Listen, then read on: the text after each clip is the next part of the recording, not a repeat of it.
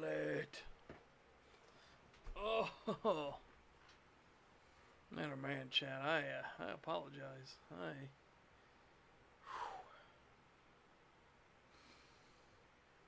I was out of it. I was out of it big time.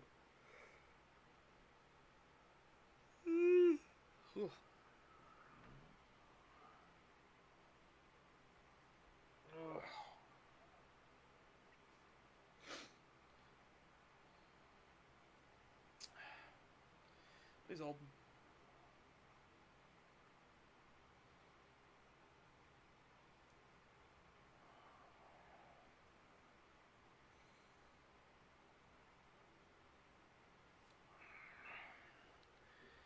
Oh my god. You know, the fucking eye boogers and stuff off. Oh my god. Gross. Gross, gross, gross, gross, gross. Alright, there. That's better. That's better.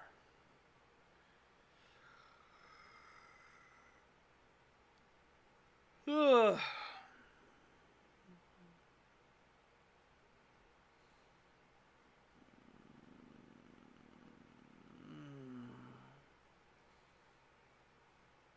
Oh my god.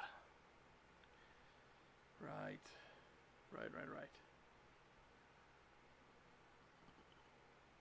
Man, I just can't. I got so many eye boogers and crusties and stuff like that. I just cannot.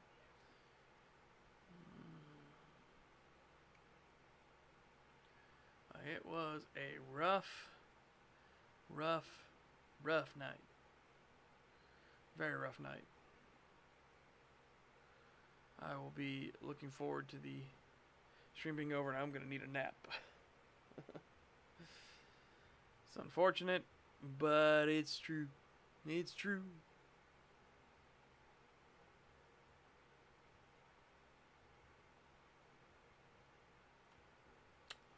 It's unfortunate, but it's true.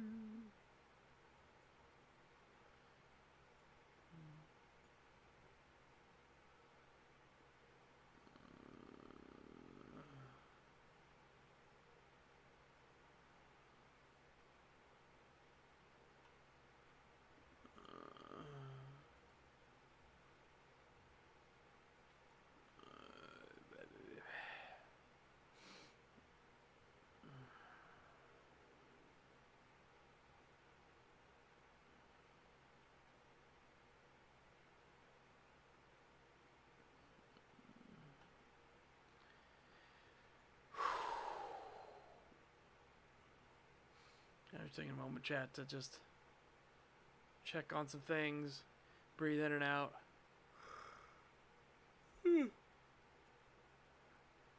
That lives. Yeah, I live. I almost want to do the meme of I live, bitch.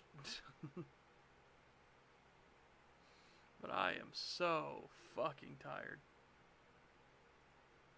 I cannot begin to tell you how tired I am. At the very least, let us begin. Let's begin story time. Oh my goodness. Oh my goodness.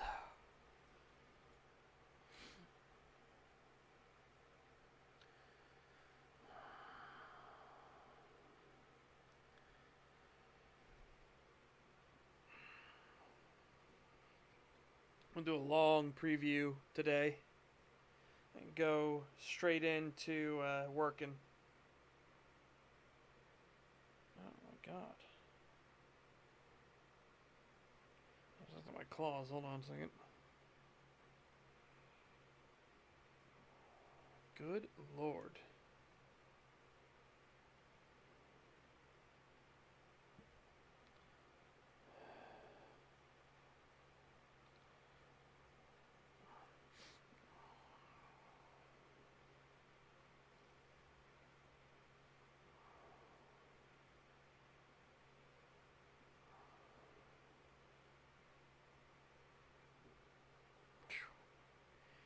Clean up these fucking... Get these claws real quick. There we go.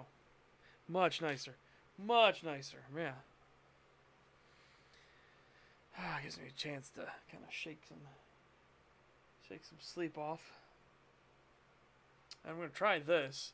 Got a cranberry juice thing that has orange salt in it. We're going to try it.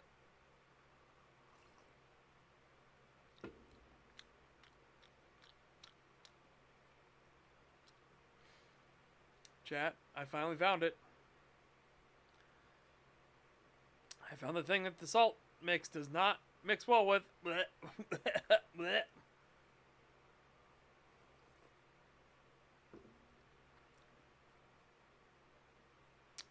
And it's not that it's bad. So, at least there's a good thing, right? It's not bad. It's just weird.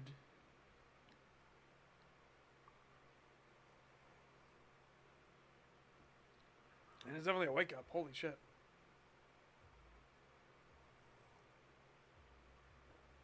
Whoa.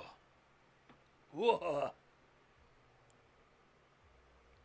All right.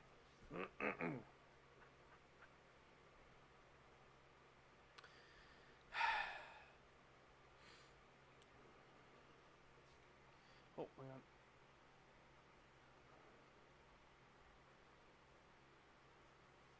Clean out my left eye real quick.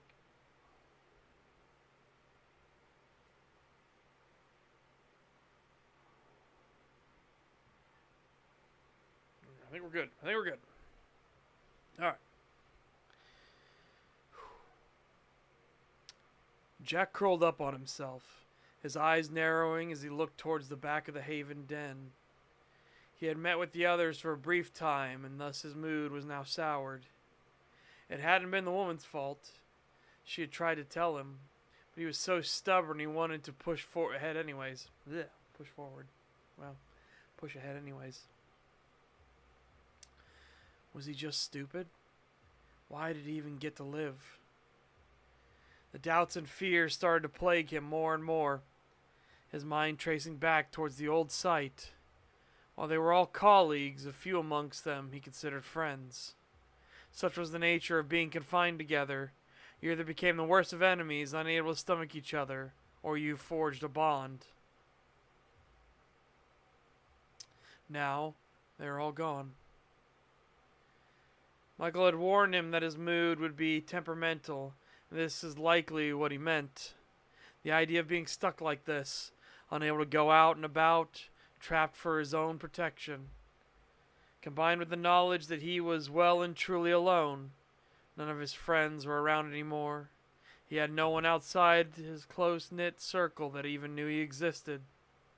He was just a freak now, afflicted by this stupid curse and forced to endure this awful existence. His mood was spiraling closer and closer to self-destruction. Unbeknownst to him, a visitor was standing at the entryway to the den, along with a few of the other Falsulfur. The goofy ranger shook his head some and looked over to the wolf-blooded woman. How long has he been like this? A few hours now. It's clear he isn't improving. He's going to need your guidance, or... Michael closed his eyes and shook his head. He had kept away so as not to accidentally force commands onto Jack, but it was clear the man needed some help. Right? I'll see what I can do. It was time for some tough love, which may not have seemed the most understanding, but was the quickest way to cut to the heart of things. Ugh. Hey, Pip Pip. Jack didn't move as he heard the footsteps getting closer and closer. Instead, he just curled a bit tighter in on himself while Michael stood over him. What seems to be the trouble, Jack? His words were pointed, specifically to antagonize him and get his mind focused elsewhere. What do you want, Ranger? I want you to stand up and look at me. The contract between them tightened, and Jack had no choice but to get up and turn to look at him. This made him annoyed, but before he could speak, I know, and I don't give a shit. So, what is the malfunction on your end, laddie? Jack was taken aback for a moment, just because of the hostile gear shift from the man that had been so accommodating to him. Was he that accommodating? Did he have to admit that? I just, sometime today, Jack, you gonna mope around? Sure bet all those lads that died are looking upon ye with such enthusiasm that ye get to live, and here ye are stuck in such self-loathing. Jack was completely exacerbated as the ranger didn't let up. He had hit damn near right next to what was driving him crazy. Come on, Jack. We need this out in the open now. It's not going to get solved if you curl up in a corner. Michael furrowed his brow and grumbled at the man. Though he was more vulnerable in this form than the others, he needed to keep up the aggression. The words were playing around in his mind, and Jack finally snapped as he lashed out towards Michael, who dodged back and kept glaring at him. I shouldn't be here. Some freak. This monster. I should be dead, not them. I ran like a coward from that thing and it toyed with me. These were the words Michael was waiting to hear before he brushed off his clothes and grumbled some. Yeah? Well, that's tay bad. You're alive. Whatever happened is now in the past. You gonna do honor to those others that didn't make it by throwing away your chance to continue on? This is no life. Stuck here. Stuck as this thing. Stuck in fear for whenever you speak and this damn mark forces my hand. Jack could feel the anger boiling up within him, all the frustrations pouring out as he felt so miserable, and yet, from the anger, a release. So you're just going to throw it all away? Is it too hard for you? Are you too frightened to face the next day, lad? Jack didn't respond, but was clearly grumbling some, but Michael pushed him harder. Focus on that temper. Use it as a burning fuel and claw back what was taken from you. From ye. Jack didn't want to listen, but let out a huff and closed his eyes. He wanted to go back to the days before, wanted to see his friends again, see himself again. This was no life for him, nothing he wanted. He was miserable, worried, and alone. Sound of crunching could be heard, and Jack let out a gasp as he doubled over. The pain was instant and searing, as if his entire body was blistering and burning up, which made him writhe and thrash on the ground. Focus, Jack. It has begun. This can only go one way. Michael kept up the facade, pushing out the full sulfur, who was writhing, flailing, and whining from all the pain coursing through his body. There would be a breaking point. Either Jack would snap back, or he would shatter all the way through. Shatter became an appropriate word as the cracking of bones and crunching got louder, and eventually there he lay, currently naked on the ground and panting out in agony. Jack was barely conscious, unable to even lift his hands up as he stared at the curved ceiling that made up the little den's roof. Yet he could just roll his head slightly as the ranger stepped closer. Well done. That's one hurdle you overcame. Now you gotta decide. You want to live or nay? Make your choice. If you choose life, I'll keep helping you. It'd be better to me, nay, than leaving. Be better to me, nay, that leaving ye alone weren't as helpful as I hoped. Jack didn't answer at first, and instead focused on breathing for a time before finally words came to him. That fucking hurt so much. I am sure it did. But nay, you can go back and forth when you want to. Your body will get used to the pain. Yeah, used to that pain, and knows the way now. So answer me, lad. You want to live? I do. Good. Then get up, get cleaned, and we'll get you dressed. Sarah's learned something about that smiler prick that turned ye. Jack tried his best to get up, but his entire body was screaming at him for how sore he was, and thus he simply whimpered.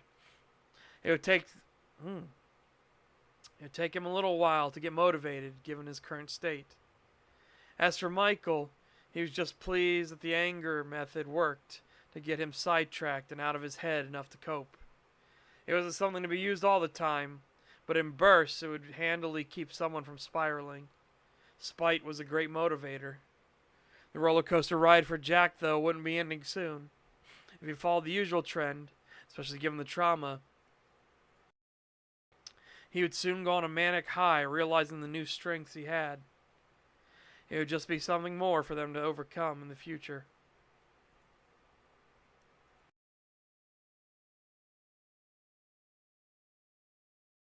Ugh. My God, I am so fucking mucusy and everything. Holy shit. No wonder I was out like a fucking stone. I feel like I'm a stone right now. Good Lord.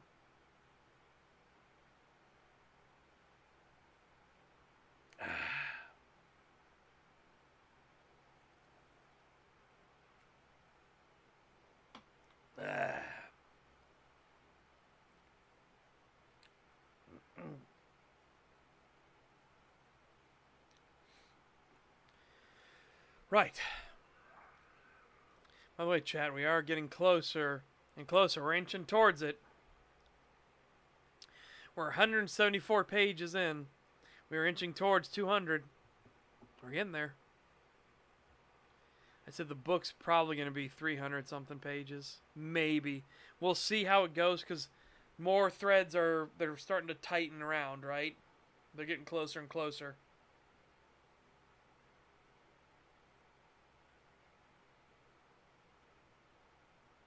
Ugh. Samantha looked through the cupboards for something to fix up for William, but she kept getting frustrated inside. Did the man not keep any foods inside his home? Judging by the boxes, he was either about to move or never bothered to unpack in the first place. She wanted to do something nice for him, especially after hearing his stories. He was certainly an odd one. His ability to function so rationally in high-stress situations was a rarity. Perhaps that contrast between such a young man back then and the other soldiers instilled that longing he felt for conflict. Whatever the case may be, she wanted to make sure he knew he always had a place with her. Was that true, though? Was she getting ahead of herself? William was smitten with her, but she shouldn't assume anything. She wanted it to be true, and it seemed to be so. She would leave it at that. Her musings then ceased when William stepped into the kitchen with her and offered a smile. "Good morning, love. I see you're currently trying to get food from a desert." The man smiled at her, and at those words she ceased her searching. "Moving out soon, or?" "Moving soon. Found a place out in the countryside, out amongst nature. I think." William slowly stepped forward and wrapped his arms about her while...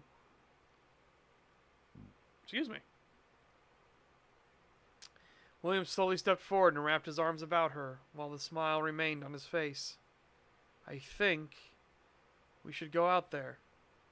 And if we are a wolf and a raven, we'll have a lovely den for ourselves to raise many dozens and dozens of children." "Dozens and dozens? You're getting way too ahead of yourself, sir," Samantha said before she smiled and nodded. "So what do you do for breakfast?" "Well, I usually grab something on the way in. Today, though, I think you should get all that information set up and sent off. Better have that out and ready." "I agree. But I have a question for you, Will. Do you remember all those people from the past?" William slowly closed his eyes and nodded his head. "I do."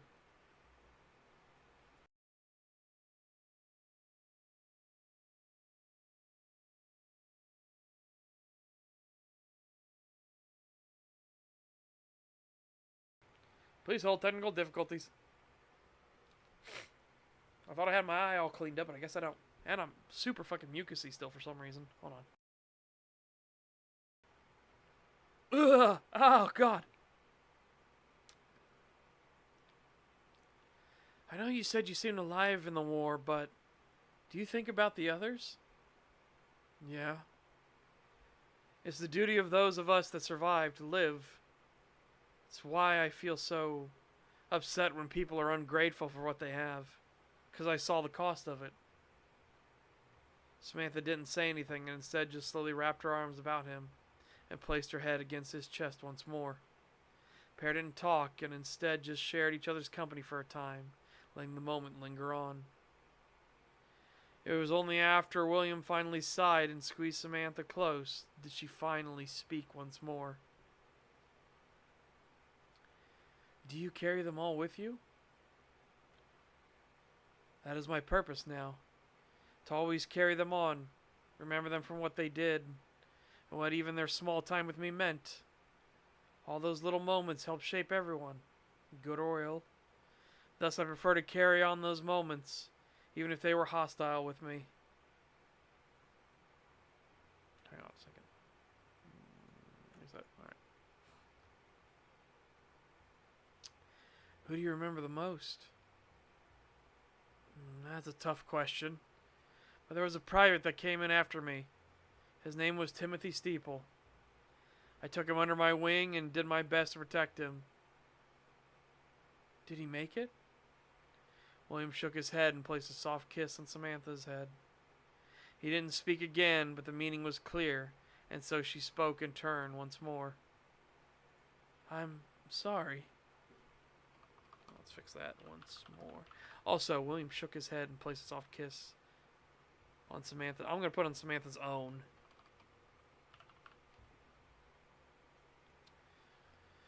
Don't be. All that old sadness was long bled away. I never had the heart to go see his family. Felt like that was his personal life and something to leave buried. Perhaps though I was just selfish and didn't want to see them. Now, time has been far too long. Samantha looked up at him and reached her hands up to hold his face. Well, William, you don't need to carry that all alone anymore. I want to be there with you till the end of my days.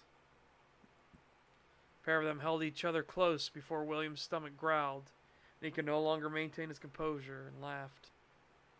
Tell you what, I want to take you to that diner I went to last time. Perhaps we could talk to some of the people there. See what you make of them as well, alright?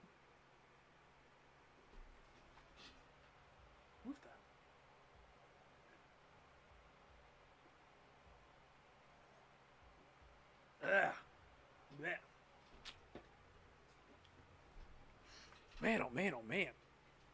Right. That brings us into the current chapter we're writing and working on. Chapter 18, Threads.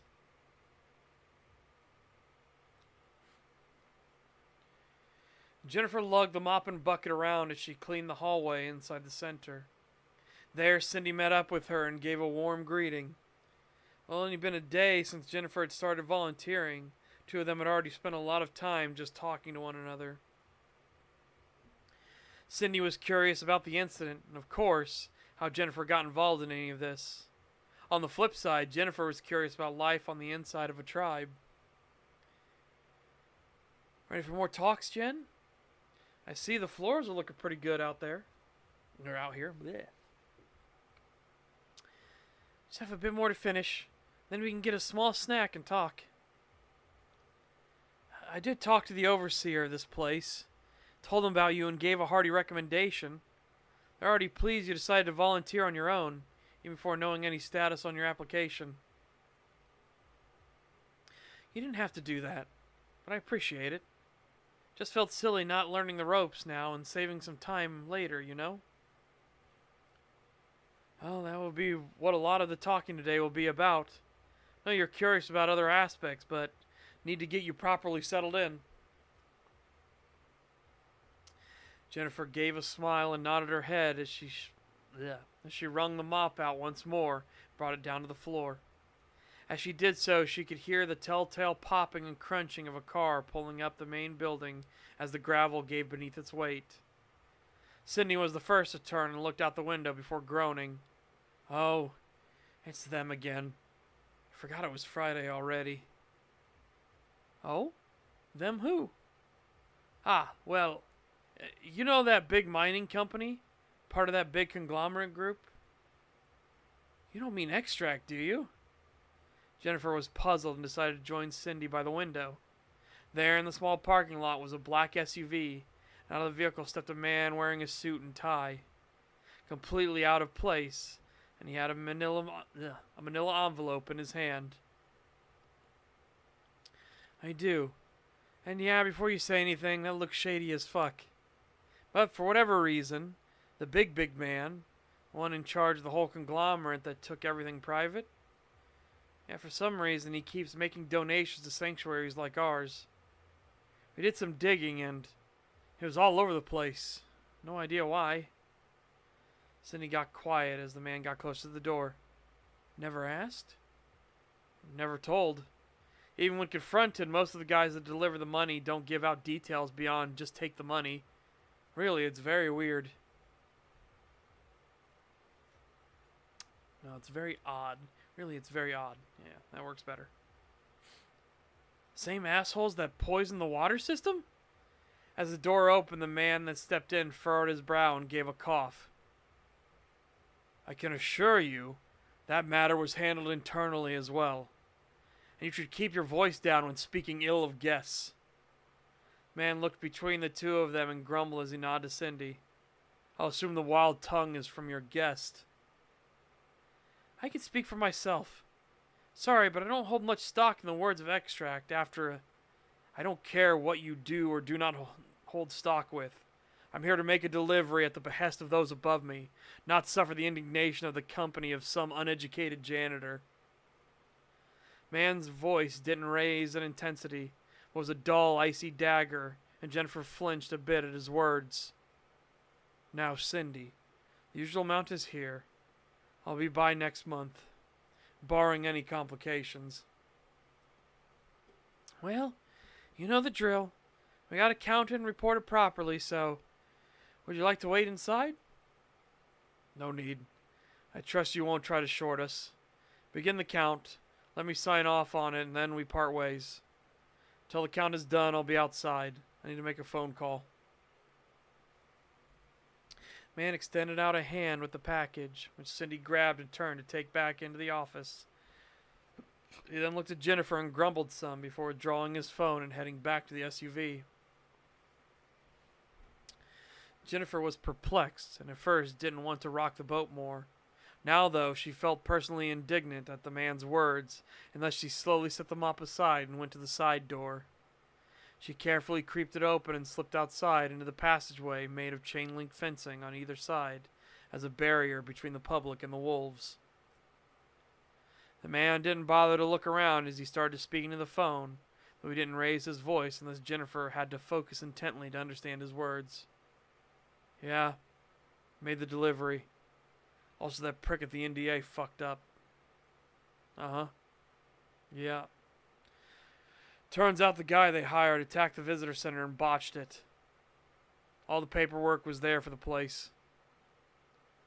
Man brought his hand up to his face and grumbled. You won't believe what we found from the other side, sir. Smiling Wolf Studios bought it. Jennifer's ears pricked up at the words as she leaned against the chain-link fence. The Smiling Wolf Studios? What could they possibly have bought that got Extract flustered? And why was the NDA involved? No, sir. Not kidding. Apparently they're an adult film business. Yep. No idea what they wanted with the place, but the Rangers would have had the location details. NDA purged most of their files on the place, but that didn't filter all the way down. All we know is the bunker. All we know is the bunker. The man slowly wandered towards the back of the SUV, and this is when she could no longer clearly make out the words. Already she had more information than she started with, so turned to head back inside. It's when she saw it sitting there at the fence behind her before it let out a soft rumbling sound that radiated out. Ah! Oh! You scared me! Jennifer said as she had already leapt back against the chain-link fence, where the wolf tilted its head. From her reaction and noise, she quickly spun around and saw the man in the black suit glaring directly at her and slowly walking over. Ah, sir, it's all fine. I'll be heading back to the office momentarily. Just need to chat with someone here and get the handoff signed for. After a couple more seconds, he hung up the phone and slipped it into his coat pocket. Couldn't help yourself, eh? Just wanted to listen in a bit? Oh, get over yourself. I'm one of the helpers here. If you really wanted privacy, you would have sat in your car, Jennifer said before crossing her arms. Perhaps I just expected something more of the help than to be sticking their noses where they don't belong. Fortunately for you, there was nothing secretive that was said anyways. She wanted to spit back that she heard plenty of incriminating stuff, but it was clear the man was playing off the situation. Well, look, I did want to say sorry for... I don't care. I'm not here to soothe your ego or make yourself feel better for slights you gave unprovoked. If you feel the need to apologize, then you should reflect on yourself more. The man once again didn't raise his voice, which made the words have that much more of a bite to them. Instead, he turned without further word and headed back inside while Jennifer slumped down against the fencing and grumbled herself. Well, at least I got some information I can give to the Rangers. It's not a total loss, is it, Wolfie? She said as she looked back at the wolf that looked at the door and then to this woman once more. It let out a soft set of rumbles and tilted its head again. Jennifer then gave a nod of her head, picked herself up, and brushed herself off. She then went back inside and watched as Cindy and the man spoke for a time before he signed a piece of paper and then turned and left without further word. Two women shared a look, and she knew that she would be receiving a talking to. But she couldn't hide the excitement she felt either. She needed to talk to that ranger. Meanwhile, the man returned to the SUV and input the command into the dashboard after starting it up. This activated the encrypted radio network, which he started to talk into. Contact, this is Outreach. Over. Contact, this is Outreach. Over at the Serenade Wolf Sanctuary. How copy? Outreach, this is Contact. We read you, over. Contact, I need a repair crew out of my location. Full works and service, over. Understood. Putting in a repairs request. Please hold, over. There was a delay as the people on the other end of the system were processing what needed to happen. The request would be sent up the chain, and barring any intervention, a cleanup team would be sent out to deal with the unfortunate leak in information. In truth, he had to admit to himself the woman was right. He was careless and should have gotten back into the SUV before calling, but now he needed to focus on dealing with the slip-up. As the radio system crackled back to life, he tensed up. Code 15. His eyes went wide and he gripped the steering wheel firmly with his offhand. He then raised the hailer to his mouth and depressed the button. There was an accident. Code 15. The code call came in again. This time it was clear the person on the other end was annoyed he hadn't immediately obeyed. He had to shamefully admit that for a brief moment he felt like just gunning the engine and fleeing, but he had to remember all those that relied on him. With a careful few breaths, he pressed the button once more. Understood. Outreach returning. Over and out. There was an audible crackle as the receiver turned off. This was his worst case scenario playing out before him. He was going to be brought before the boss himself, and if he was even more unlucky, his boss's boss. The thought of it made his stomach feel as if it were filled with lead.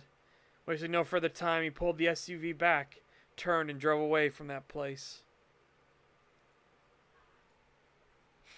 Whoa. Whoa.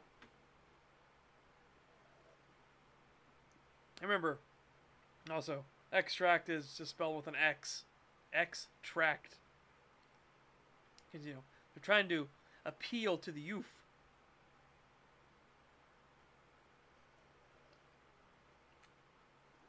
This gets into the whole reasoning, like, why was the Smiler after documents at the visitor center, right? Why was the Smiler work for the NDA? And these are just laying those tracks for, like, why all of these seemingly odd circumstances happened.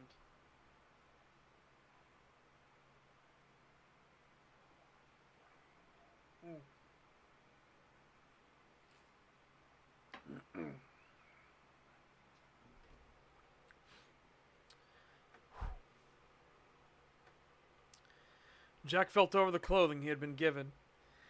They weren't anything special, nor did they fit perfectly, but there was a strange sensation of gratitude, he felt. He had just been spiraling in despair, and the ranger had poked and prodded and angered him, and suddenly he was free. Was that Michael's plan all along? Whatever the case may be, he saw a couple others standing at the den waiting for him. Code 16 is liquidate everyone. Code 15 is a mandatory enema. No, they would have just said, if they wanted to liquidate everyone, they would have said, alright, a repair crew has been dispatched.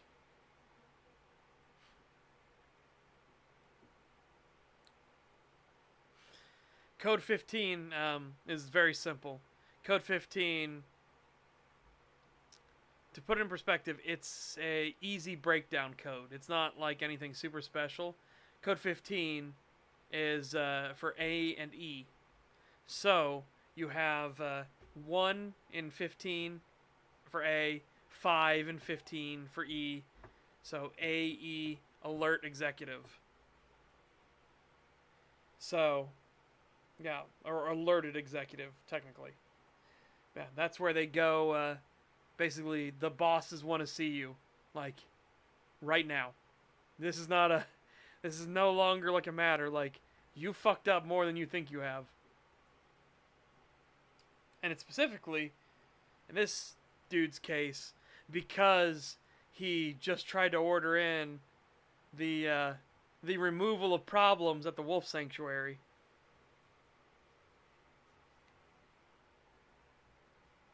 And they were like, no.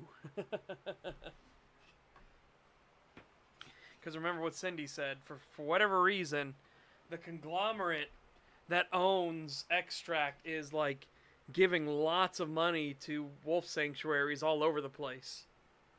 And they have no idea why.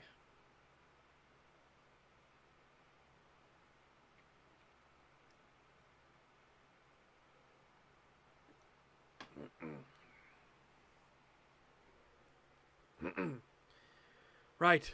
Michael went up ahead. He asked us to escort you up when you were finished getting clean and dressed. They want to go over what the others managed to piece together from the files. The files? Yeah, the ones that the Smiler tried to take. A lot of water damage from the sprinklers, but they managed to get enough of the details finally. And track down a backup copy once they got a confirmation. Did he really care, though? Sure, the asshole that turned him into this thing wanted the files. But what purpose did they serve for him? He just was happy to have his shape back. He wanted to just go home, regardless of the fact no one would be there waiting for him. No one was ever going to be there. The rest of the family lived too far away or were lost in the war. He didn't have any siblings or parents or lovers or children or... Jack looked around the den he had been in the last week and a half, even taking a moment to look at the tub he had bathed in yesterday. He was far stronger than he had been. He could feel it in every step he took. The smells at first were overwhelming, but then he picked out the intricacies in them.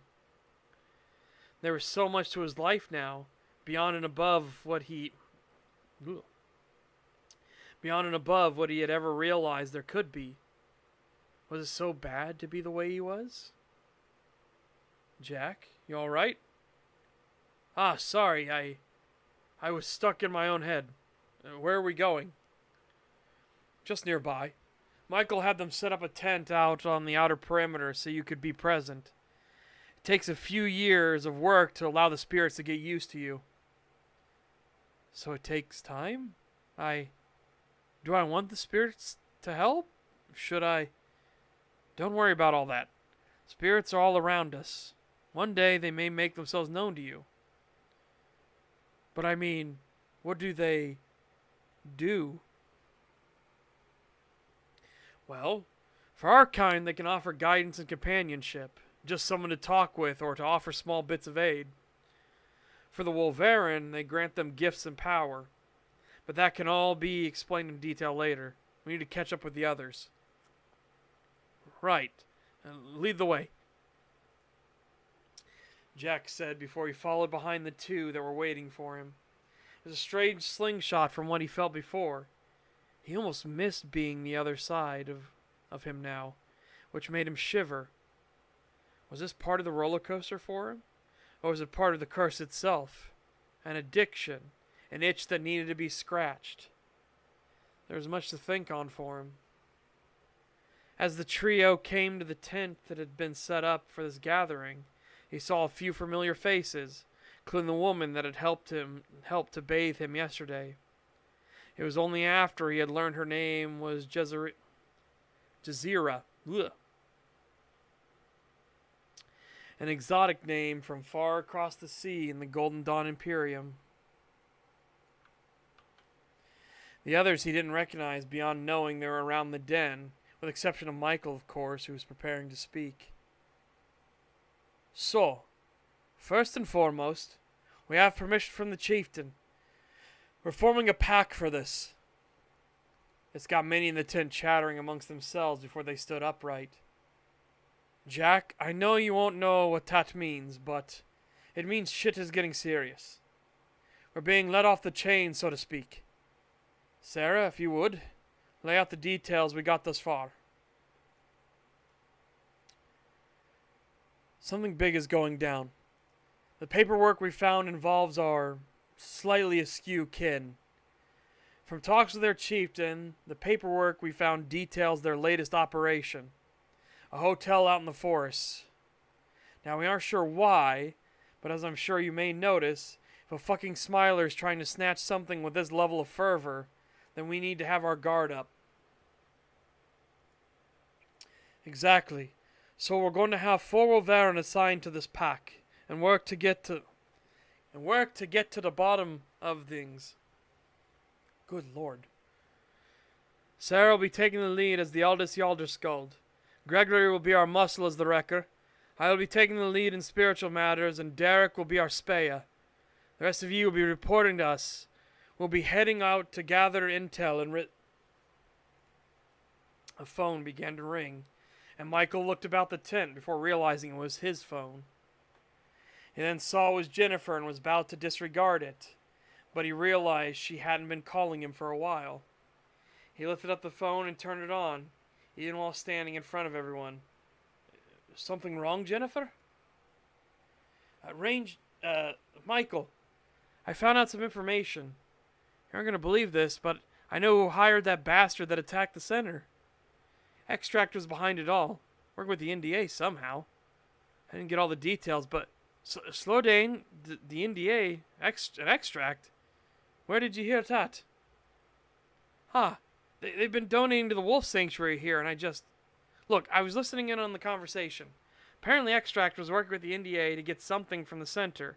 That bastard was who the NDA sent but failed, and the people that own what Extract is after? Get this. It's Smiling Wolf. Michael looked around the tent and at Sarah in exacerbation. However, she was instead getting closer and closer to listen in. Are you okay? Well, I think I pissed Extract off, but get this.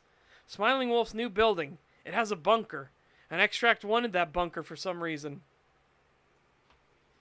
Jack tilted his head as he saw Sarah and Michael both looking at each other before they turned to face everyone else. Well, Jennifer, you get to safety. We were actually just talking about all this last. Oh, don't worry about me, Mr. Wolf, with one F. I just had to make sure you got the information. I appreciate that as well, but you need to put yourself... I want to help, so I'm going to. Please take care of yourself. The phone call immediately ended, and Michael looked at it with a frown. Maybe I should say looked at his phone with a frown. Feck. Well, that complicates things. But does at least point us all in the right direction, eh? I just have one question. Jack spoke up as he looked around the tent. Some of the others turned to focus on him before Michael gave him a nod. You said this involved kin of yours. Have you informed them of this? Ah, well, nay yet. We wanted to make sure Tata... Right. So, not on good terms with them. You really should talk at the very least. If they are kin, they would likely appreciate the heads up. Especially now that you have this new... Sarah grumbled and interjected quickly. Look, what we decide to do or not is for us to decide. Our wayward and debaucherous kin are... Just that, Sarah. Kin. They believe differently than we do, but Jack is right. I want to tell them. I agree with him, Sarah. Though Mikey misspeaks, they have the same faith we do, just disagree on how to action it. They're our kin. They have at least attempted to reach out diplomatically to us, multiple times now. This time the voice came from Gregory, and before another voice could speak up, Sarah held up a hand towards a rather lean man. Don't say it, Derek. I could tell I'm upwind on this matter. Jack had no clue what that meant, but given the context surrounding it, he assumed it referred to being alone or outvoted. It's like you knew I was going to agree with the other two. The man gave a smile and folded his arms over his chest before tilting his head. Fine. We'll contact Smiling Wolf Studios. Sarah made a face as if even saying their name was an ill portent. This got some of the people in the tent to grumble a little. That name is a bit much, one of the others said as they scratched at their cheek, almost as if a nervous tic. According to their chieftain, it'd be a trap to lure in smilers. And if they aren't exaggerating, it'd be an effective one, too. As for that matter, I'll contact him and let him know what we know. You should also get in touch with William. If the NDA is involved somehow, he may know how, or suspect something. I need to teach him Tay, so it all lines up proper. Everyone else, we got some information dumped our way, we still need to properly investigate and figure out what in the shifting hells those pricks are planning. So, get some gear together and report to Sarah. Jack watched as everyone gave a nod of their head and started to move with purpose, leaving himself alone. He did at least give a smile and wave to... Man, why did I make the name so exotic? Jazeera. That's like a hard stop for me. He did at least give a smile and wave to Jazeera as she left the tent. Michael saw the man remain stationary and chose to come over to him. How are you feeling, lad? Better. Better than I was before. I apologize for pushing you that hard, but I wanted to get ye out of your head and focused elsewhere. Your change was a welcome accident. Your body understands the way forward and back now. Yeah. I wanted to ask you something. I feel like I missed it already. Is that normal? Be natural reaction. You went from being stronger to weaker. So your body is complaining like it isn't as healthy. Does that make sense? As for gear, I'll help you get set up. If you are keen to stay, that is. I am not sure. I don't trust my own head right now, so I can't make a declaration one way or the other. Well, take your time, lad. Again, ye aren't the first to walk this road you're on now. I will offer you guidance when I can. Michael gave a smile and then waved a hand out, offering to show Jack about, or, at the very least, to some gear he could take. He was still uncertain on the whole thing, especially because of the contract, but perhaps this was the best place for him now. Maybe he was meant to survive that encounter, and this was part of a new life he needed. Or perhaps he was being too sentimental and seeking answers where random chance had taken hold. Whatever the case, for now, he would work for Michael. He would work with Michael. Whoops, not work for. Oops. Right. And that's where we're up to here, right now. William opened the passenger door for Samantha and helped her out of his car. They're going to the diner. That's what we're up to now.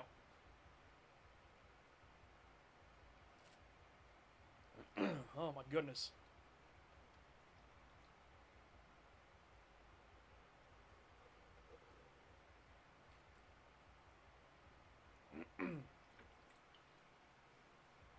Woo-hoo-hoo!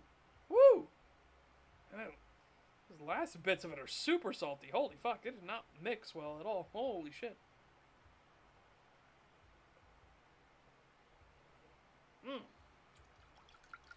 Oh my god, that's a salt ride. Holy moly. It's like taking one of those salt licks you put out in a fucking field for the animals. And you take a lick of it and you're just like, like, too much salt, too much salt. Oh my god.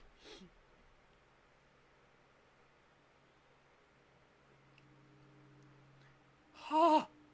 Oh. So, note to self, cranberry juice does not mix well with salt, apparently.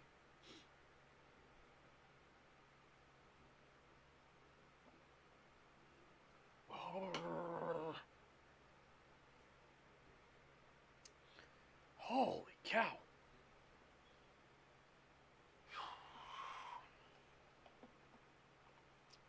I've had energy drinks that were less of a zip than that. Fucking hell. And it's also made my stomach growl at me. Not in the good way either. So, bottoms up with a couple Tums.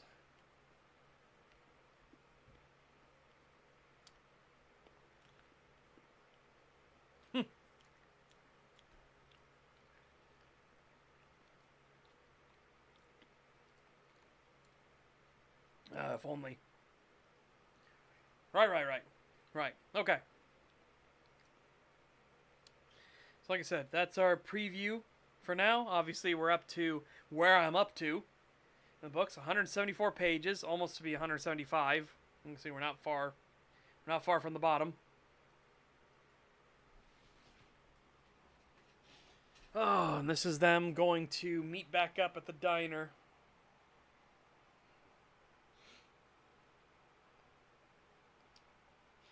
Get some breakfast. There'll be a couple of the embracers there. Well, obviously, because the waitress and the cook are going to be there. Oh, though I did want to mention something. So I've been reading a fuck ton. Back to this. I've been reading a fuck ton of different like mangas and all that kind of stuff like that, looking for different like web comics and things, and just looking for anything wolf related, right? Anything wolf related at all. Just to get like other people's perspectives on things and like what they do, what they don't do. You know, just see if there's any like interesting things there. Any interesting things I can like pick at, right? And started watching a show that I had forgotten about on Netflix, which was called The Order. And The Order is super fucking current audience, or you know, it's trying to find the modern audience for sure, which is fucking frustrating because it has an interesting concept.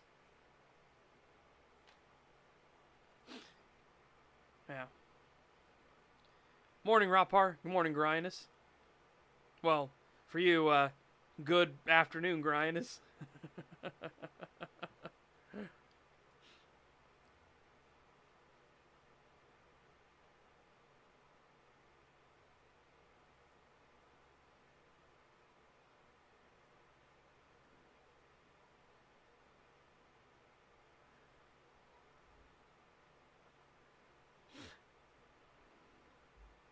Oh, my goodness sakes.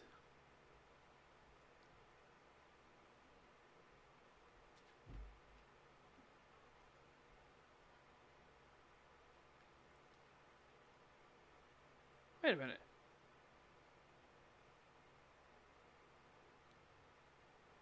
The good, the bad, the Flex Seal guy.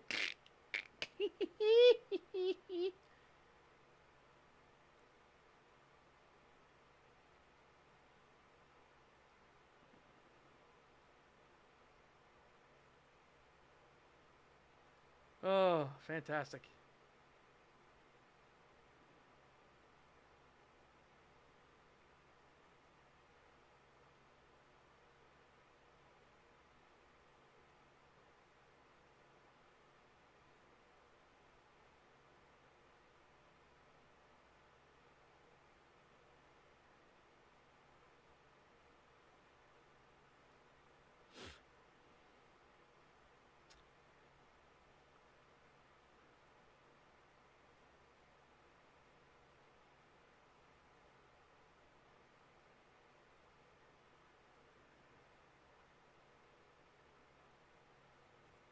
Okay. Modern audience, error 404 not found. Yeah, exactly. Again, it's an interesting concept. So, what happens is, I'll give you a brief synopsis of what happens. There is a kid that wants to go to this college, and he wants to get into the... Is it the monastic order of the Blue Rose? I think it's the monastic order of the Blue Rose. Now,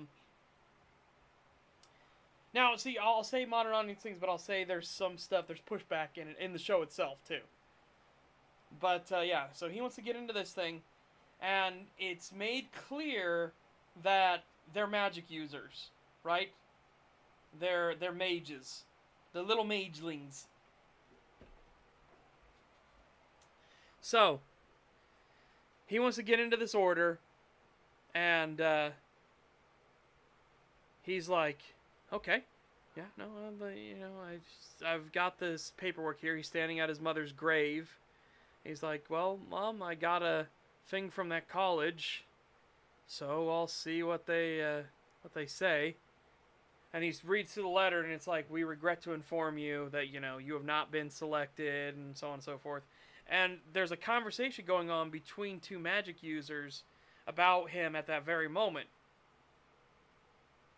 And the lady who is the kind of dean of the college, she's like, I'm the one that's in charge of this college. And this other lady's like, for now, perhaps we should rethink that. Well, she gets pissy when she leaves the room, so she magics it up, and he looks at his rejection letter and suddenly sees the words start jumbling around. He's like, what the fuck? And it says, we are pleased to inform you that you have been selected to attend our college and have been given a full scholarship. It's like, okay, interesting start, right? Interesting start. We then get to meet his grandfather. And it's like, okay, like, why are we meeting his grandfather and not his father? Could that be why the mother is gone? But he didn't have but there wasn't the father's grave. He was only at the mother's grave. And it turns out his father apparently drove his mother to suicide. At least that's what the grandfather says. And there's this board that they have. Hang on, I kind of want to show that part, because that was kind of like that I thought was interesting. So hold on, let's show that part. Maybe if Netflix actually cooperates in the slightest.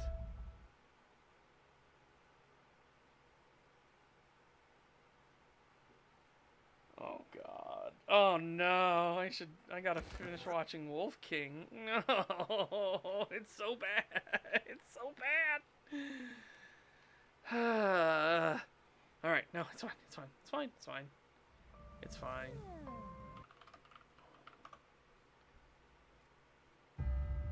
My real life. Okay. So hang on. I want to show this to you guys. New.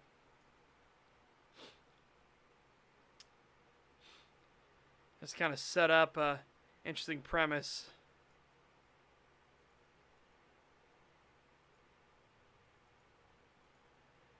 So, they're getting set to go off to the college, and the grandfather and the grandson. This is how we're introduced to like a big plot point, right? Told you they were here. You know, hold on. Let me back up slightly, and let's put on this so you guys can see it, just in case. They were here.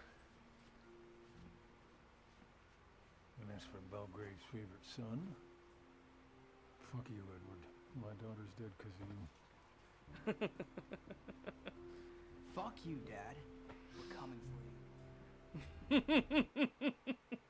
like, okay, all right. Interested, right? I'm interested to see where this goes. They literally just have a fuck you wall, all dedicated to his father, right? A fucking fuck you wall dedicated to his father. Meanwhile, fuck you, Dad.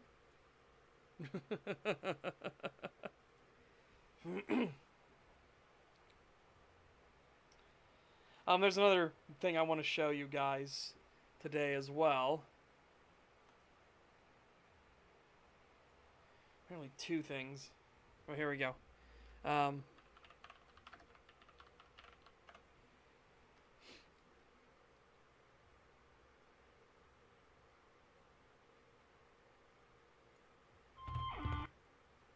show this here on stream. This is that project we were talking about a while ago. I'll show that in a second. But anyways, let me get back to the order, talking about it. So, he's joining an order. He wants to join the Order of the Blue Rose. Right? And there are other people that he sees that get, like, blue roses and things like that. So he's like, hey, I know what you're doing, stuff like that. And they're like, what? I don't know what you're talking about. Well, he gets in a fight with one of the people that's a potential prospect for it, right? And suddenly this guy goes out hiking by himself and he ends up dead. Something kills him. And everybody's freaking out because he's like torn up. He's torn up bad. And, you know, the police are investigating like, okay, look, everybody knows that you got in a fight with this dude. So, what the fuck happened after? Like, we want to know what happened after. He's like, why'd you attack him? Well, first off, he attacked me. He's like, do you have anyone that can confirm that? He's like, have you seen YouTube? Because I know his buddy was fucking filming us. But, yeah, again, part of the modern audience stuff is we have men, women, and non-binary bathrooms. It's like, oh, fuck off. It's like, oh, we have men, women, and the mentally ill bathrooms. Like, oh, God. Bunch of fucking losers. But it gets pushed back on when we meet our actual, like, good guy group. Because it turns out the Order of the Blue Rose, like, they're magic practitioners, but magic is very dirty and disgusting thing. And our protagonists are a bunch of werewolves. And that's who we're following. We follow a bunch of werewolves as they're hunting down and killing mages and shit. Specifically, members of the Blue Rose. It's like, ooh, interesting. One of the werewolves, though, is one of the werewolves starts giving a speech to the new guy because he ran into their house because he was investigating things. He ran to their house. He ran down in the basement, and they were trying to stop him from going deeper inside the house, but, you know, he panicked and he ran inside. He goes down the basement and he hates it. He's locking doors behind himself over and over again. He's trying to find shelter. And he goes into what's known as the hide locker. Because what werewolves do is werewolves are actually immortal. Right? Werewolves are entirely immortal. But they need a host. So he went to the hide locker and one of the lockers opened, and it freaked him out as he looked inside, and the hide leapt out of the locker and grabbed him, and like started smothering him, stuff like that, as it basically started fusing with his body, and so he became a werewolf. So they have like a split personality within them. That's this other entity that are these 6 werewolves apparently that are the Knights of Saint Christopher, who are charged with hunting down and destroying evil. Well, the one dude is giving a speech. He's like, "It's a brotherhood of werewolves." "Excuse me, it's more a fraternity." He's like, "Whatever." It's a brotherhood of werewolves.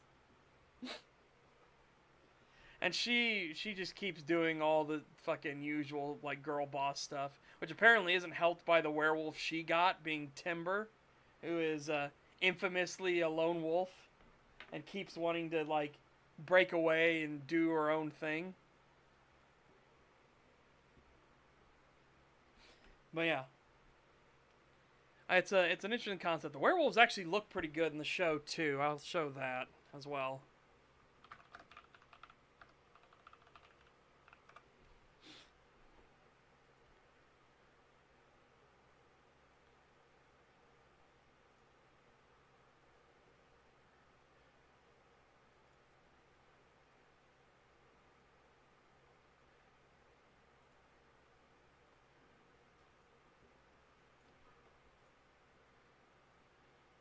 It's a little crusty because it's in motion. They took a picture of it in motion. There's a little bit of smearing going on. But, you know, there you go. See? Again, not bad. Not bad for a Netflix show, right?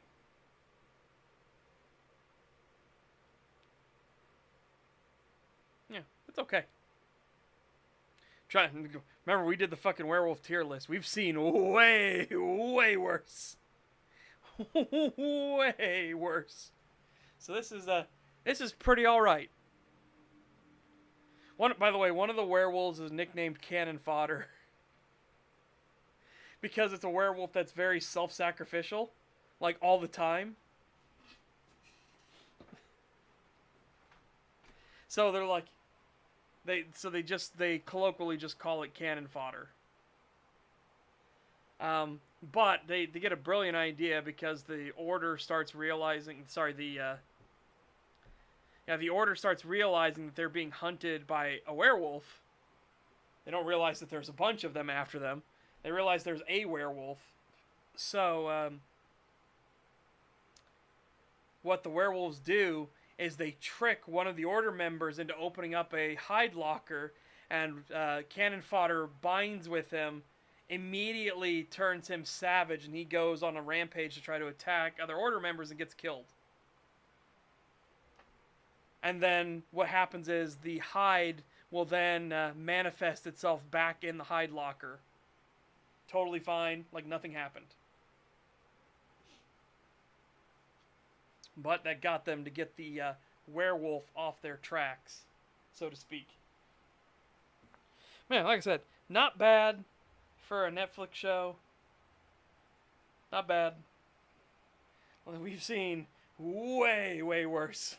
Like, way worse. And I find the concept interesting, right?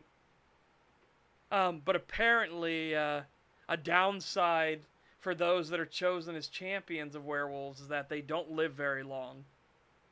It, like, burns through them very quickly. The lead werewolf at this place, he's been a werewolf for 8 years, which he says makes him basically geriatric. Like, he's damn near on life support at this point. He knows he doesn't have much time left. And they're saying the motto the werewolves have is, life is short and the road is long. Which, again, it's not bad. Not bad. It's a shame that there's some of the fucking woke ideology stuff in it. That's fucking awful. But there's pushback to it as well. Like when she's talking about the feminist agenda in the book Frankenstein, the main werewolf dude rolls his eyes and he's like, "Let me guess. It's that Frankenstein's monster is a clitoris, right?" And she's like, "Fuck you." well, yes. And he's like, uh-huh, that's what I thought.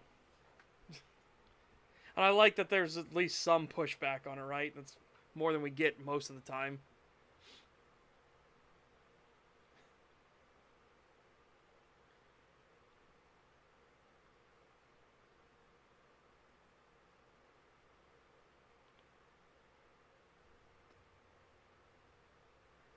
Alrighty.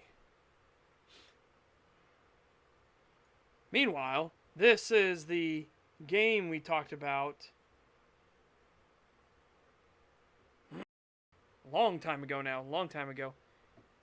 They are coming out with early access. They said, hopefully, sometime before the end of the year or early next year. They're going to come out in early access. And I showed this, we already showed this on stream before, but yeah, this is Project Moonborn.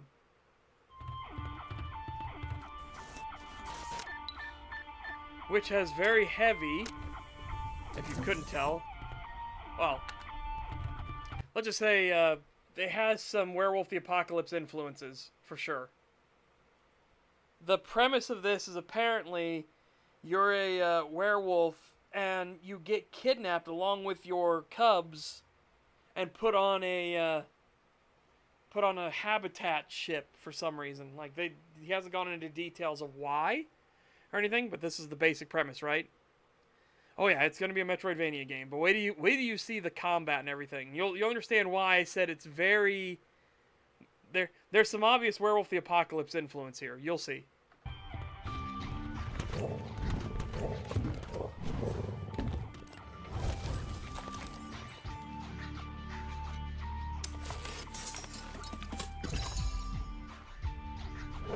As you can see, very much, ties towards nature and everything like that, right? You're tied in with nature and all stuff like that, and there are things actually speaking with you, right? Gaia is your guide. That's kind of what it feels like already, right? But then you'll see the combat, and it'll be like, oh, it's got some cool stuff in it. But it's very clearly like, werewolves doing magic and shit like that. It's like, ooh. Hey girl, caught any cars lately? Yeah, cars.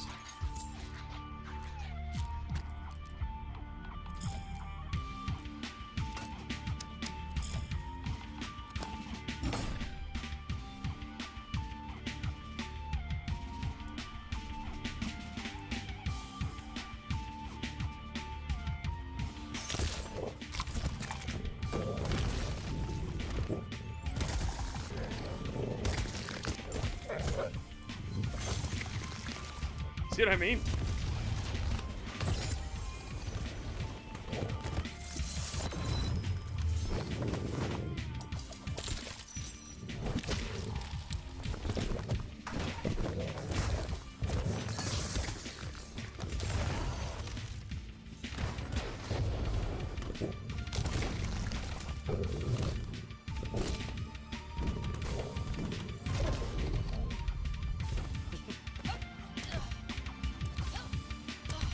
Oh shit, I'm stuck in Hobbit form!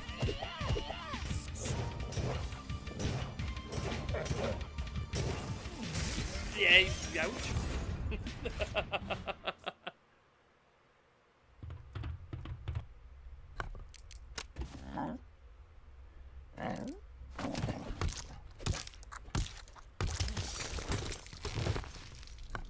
Good pupper.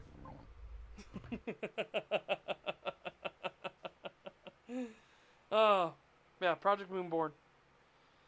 I said we'd already had it on our wish list for a while, but then on the creator of it posted up a thing on r/werewolves for it, and he was talking about his plans about coming out before the end of the year and everything like that. I was like, ooh, very interested, very, very interested, for sure. But you see what I'm talking about when I talk about, like, there's some Werewolf the Apocalypse influence there. Obviously with the deep connection to nature and spirits and everything like that. But also the like, capabilities, using spells and things like that. My favorite one was this combo here. I'm going to go back, right? Alright. Go back here. Whoop. This combo right here. Not this particular one, but the one that's coming up right now. Let's go slow motion, actually. Slow it down a bit. Maximize the details. Pulls out a crescent moon. Shoop. I like it. I like it. Literally form a crescent moon in the sky and just fucking shred this dude.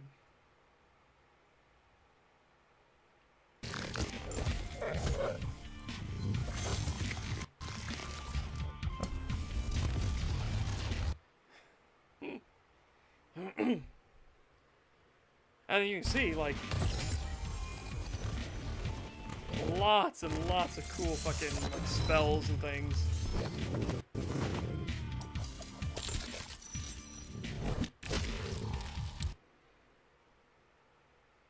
Seven times the detail.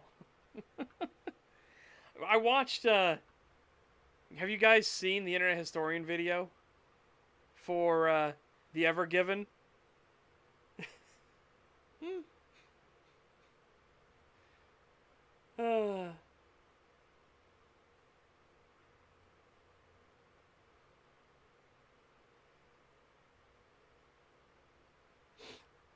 16 times the detail.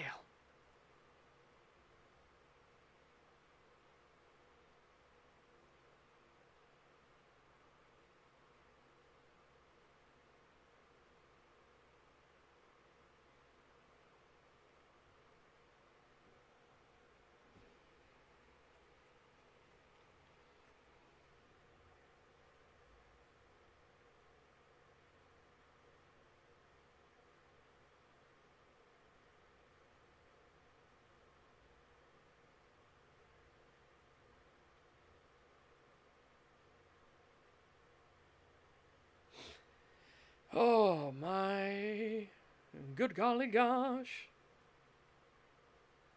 Oh, might as well give a thumbs up too.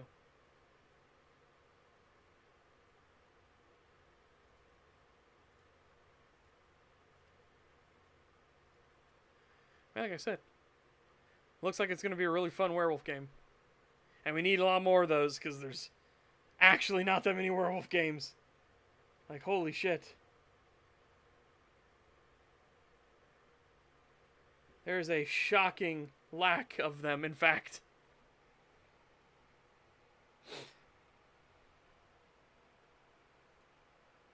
Right. Right. Oh, and apparently, Bull... I don't say apparently, I guess I should say he did, shouted me out on Akko's stream the other day when Akko was playing, when Mama Akko was playing, Heartbound and everything. Apparently Raging Bull shouted me out. I keep saying apparently. I should say he did, because he fucking messaged me and he's like, I shouted you out, by the way. Like, oh.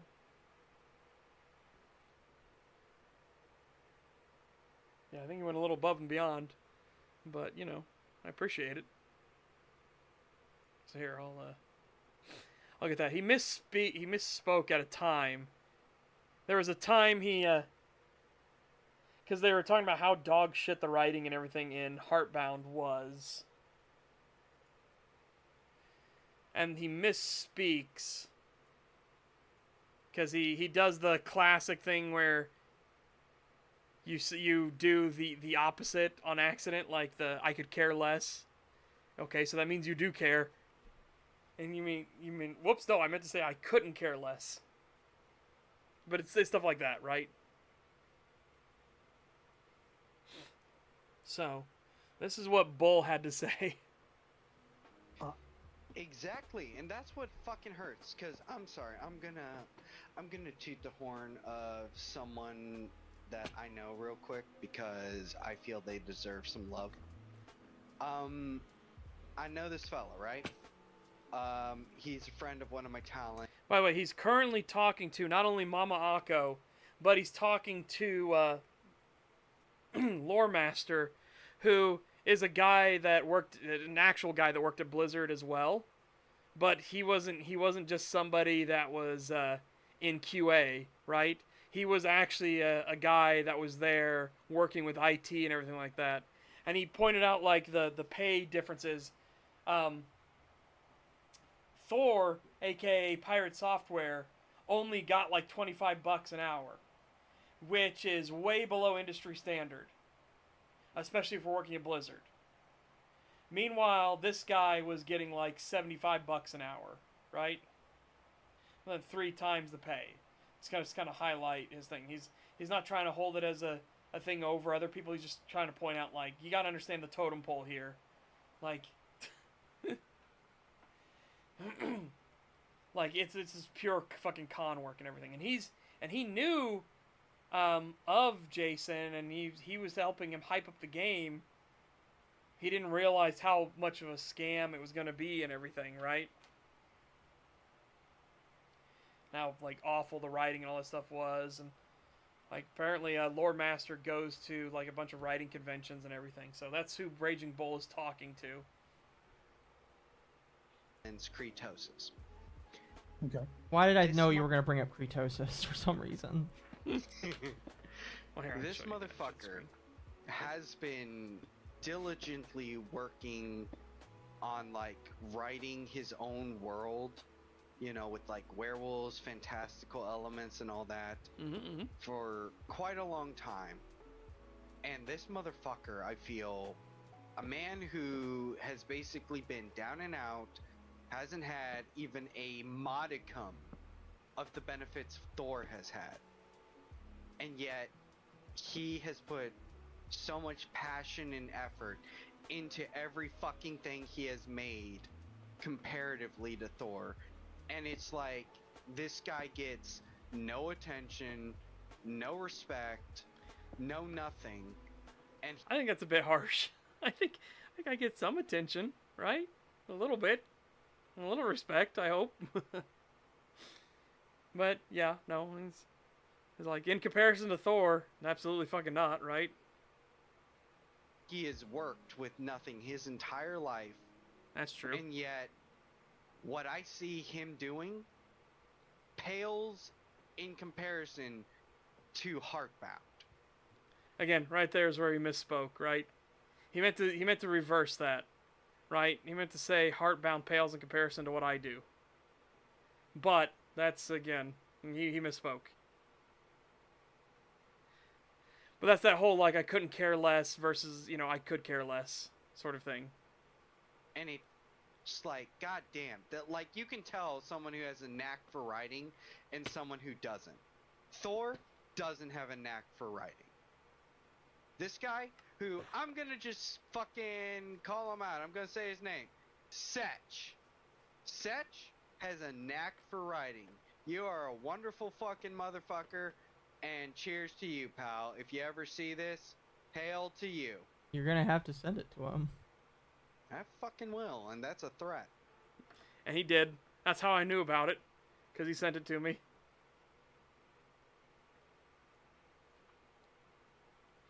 Yeah. That's how I knew about it, because he sent it to me. Yeah, I definitely appreciate that. No attention is better than brain dead Redditors obsessing over you like Cree or Emily after a Fallout vid. Oh my god. Yeah, holy fuck. Well, no, I do want some attention, right? It'd be nice to, like, you know, actually be able to live off of this, right? That's always the goal. And as cynical as it sounds, at the end of the day, that's kind of the thing. That's kind of what you want. Well, no, I definitely appreciated that, what Bull had to say, for sure. Again, he misspoke with the whole, like, what I do pales, you know, I pale in comparison to Heartbound. He meant the opposite. But still. You know, it was very, very much appreciated. And like I said, again, he's not only talking with Mama Ako, but also talking to Lore Master, the guy that, like, genuinely worked as a developer at Blizzard and everything. and apparently is going to have an interview with Mama Akko about just how dire the situation actually is at how much more dire, like how Heartbound is really like a an autobiography cry session, basically, implying some really heavy shit.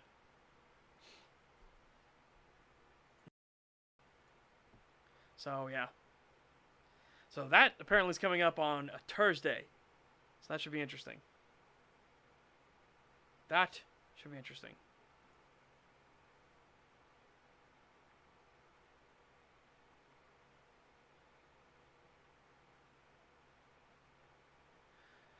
Okay.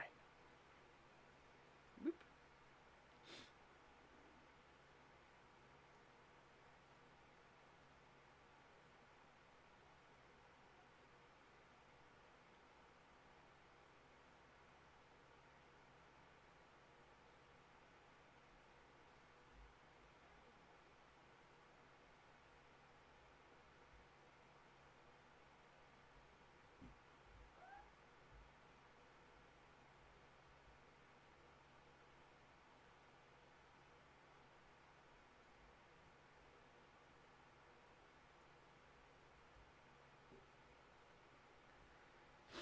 Oh my goodness sake.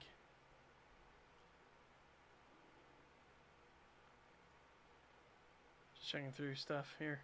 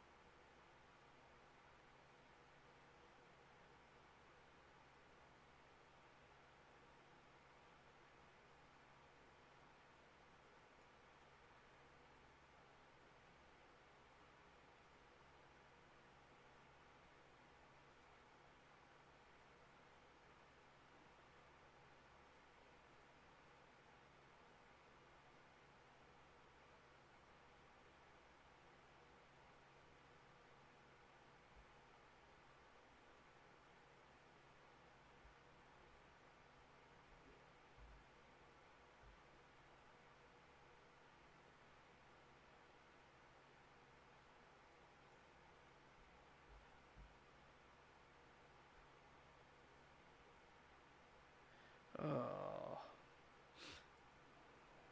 Yep, I saw Meat Canyon's video about it, and it's fucking true. It's so true. You just can't. I love, dude, the amount of actual like symbolism in Meat Canyon's video. Hold on, we need to go through this, right? The amount of symbolism in Meat Canyon's video. It's pretty fucking gross though, but it's Meat Canyon. What did you expect, right? Yeah, Chad, so today... Dude, the double meaning, it's not just the double meaning of the curse. Think about all the symbolism in it, right? Where he's just talking to himself because it turns out like there's no audience, he's not actually streaming. He actually has to like look sideways. So damn it.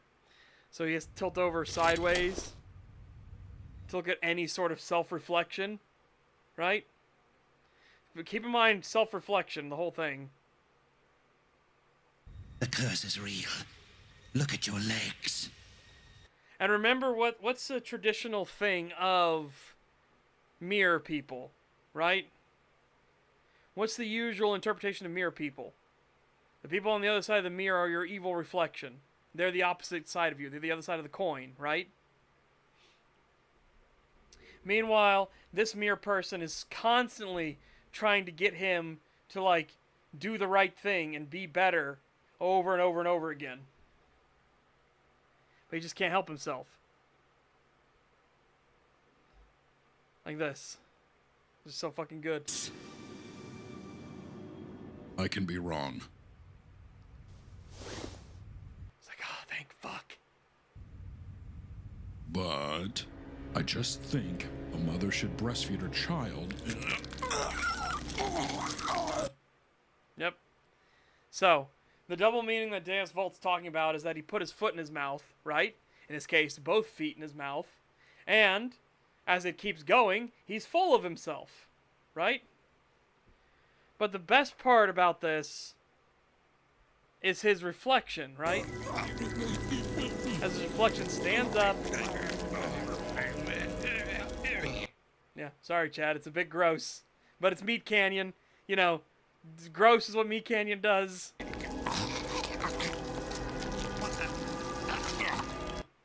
And there we go. He leaves.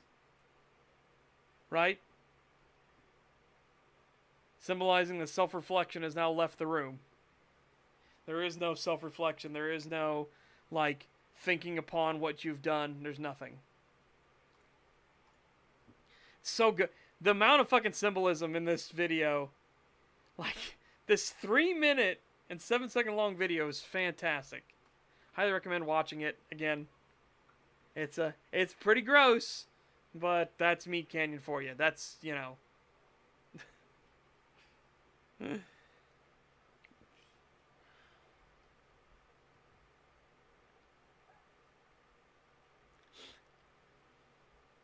Oh my god. Somebody did a video. Every lie of the internet's most arrogant fraud, pirate software. And it's 3.5 hours long. Oh my god.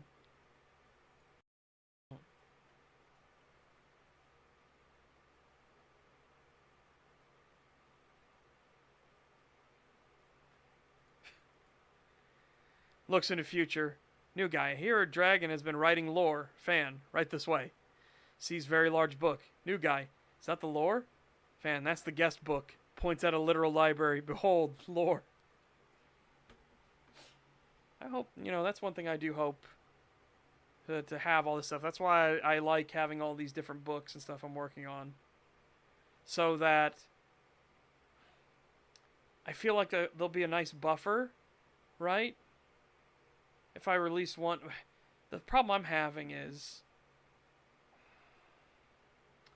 I don't know if they'll be good enough, right? Like for the Thorn Denderson one, I can at least say it's for the server, you know.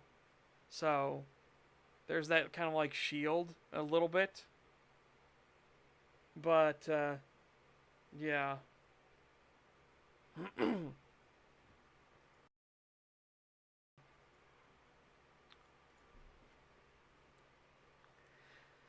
Possibly more lies than bugs of Fallout 76. Impressive, yeah.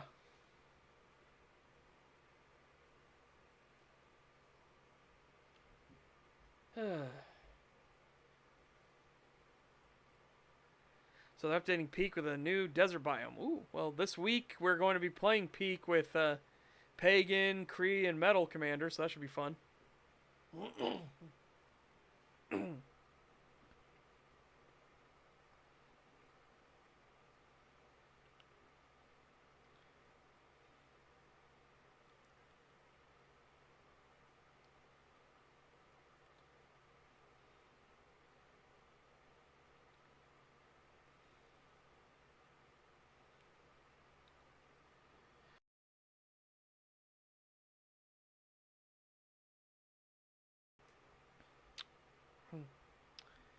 Yep, I know. I'll try to keep people around, right?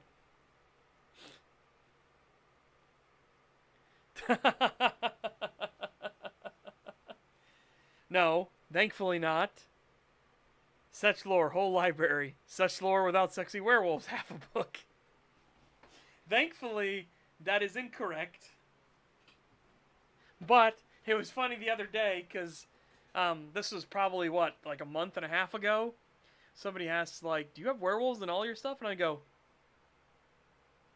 you know what? Now that I'm thinking about it, I think there are in almost all of it.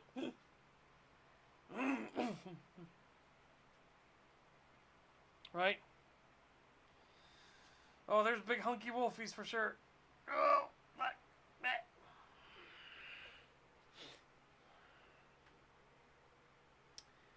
yeah. So it's like, you know, I think you. Thankfully, it's not correct because White Tower Chronicles won't get to. It won't get to werewolves or having the Wolverine at all, the curse, until like the first 5 books are going to be in White Tower itself. So none of that's going to have the curse. Then you'll go to the Reclamation War. That won't have the curse. And then right afterwards, okay, so first 5 books won't have it. The 3 books won't have it. So then the 9th book will have the first curse afflicted. But that's for Sakara and the White Tower Chronicles itself. Obviously, His Majesty the Dragon, it starts with 1, not as a main focus point, right? They're just a viewpoint character every now and then. But it has 1 in it at the start. And then, obviously, Guardians of Nature is all about and focused about them. And then that'll go into the Grand War, which Guardians of Nature is part of the Grand War saga. But that, from the Grand War afterwards, when we get to the Game World saga, that is, that obviously has them, massive air quotes. That's kind of like an end of the first book sort of thing. When Gareth, when Meraxes cracks the sky open and lets the spirit realm descend properly on the game world, which Cordysoth was not expecting him to do, but Storyteller was. Storyteller was waiting for it. And Cordysoth confronts Meraxes like, what the fuck are you doing? You know, you're tampering with the experiment. And Meraxes is like, we've got all the data for the experiment we need. We've been going for like, what, a couple thousand years now? We know the answer. You're just being silly. I'm just spicing things up a bit.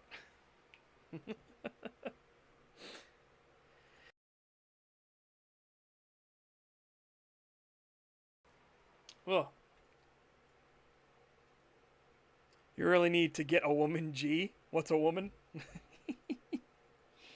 Yeah, well, again, none of this stuff will have any of the fucking, like, modern nonsense or in it. The Mental Illness Mafia won't be anywhere near any of these books. Nowhere near them. They're just going to be good old-fashioned books.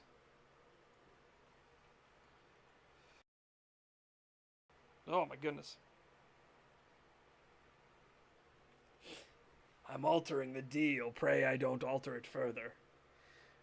Kind of. Remember, Game World was specifically created in conjunction with all 3 aspects of Severus, right? That's what Game World was specifically set up for. All 3 aspects of Severus, Storyteller, Cordysoth, and Meraxes, came together to form this universe on their own. This is not a universe that Severus has made, which is what makes Severus so interested in it. He wants to see what's going on, because he didn't directly have a hand in it, right? So he's watching intently, and after millions and millions of years, and the world's actually formed properly and everything, and all the rule sets are in place, you know, all of the shaping of things is done, then comes the big test, which is to see if you gamify life, what will people actually do, right? What will intelligent beings do? Like, imagine yourself right where you're sitting now. If you had a window screen that popped up as like, your nutrition level is this, you know, and you watch it slowly ticking down as time passes by. Or you did a push-up, you know, you gained 0.0001 strength, right? What would that do to a society, right? How would a society function if they could see the pros and cons of everything they did in real time? You know, again, gamifying life. What would happen to people living it? Would they make better choices for themselves? Would they make worse choices for themselves? Like, what would they do? Would they experiment more?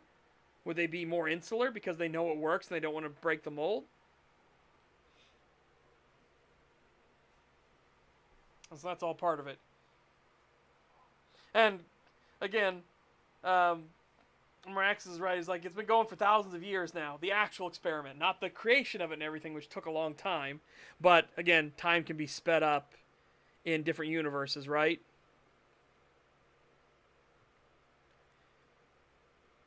I don't like the mental image alone. Personally, I might get freaked out. Well, that's the thing, is that these aren't people that suddenly this pops into existence, right? These are people that have had it their entire lives. From the start of their life, the moment they wake up, the system is there. The moment you gain consciousness as a babe, the system is there. Right? This isn't like being forced down upon people. It's always been there. Even back when they were Neanderthals and everything, right? When they were banging rocks against each other, the system was coded in such a way that the person would understand, bang rock, get strong, sort of thing, right? Bang rock, get strong.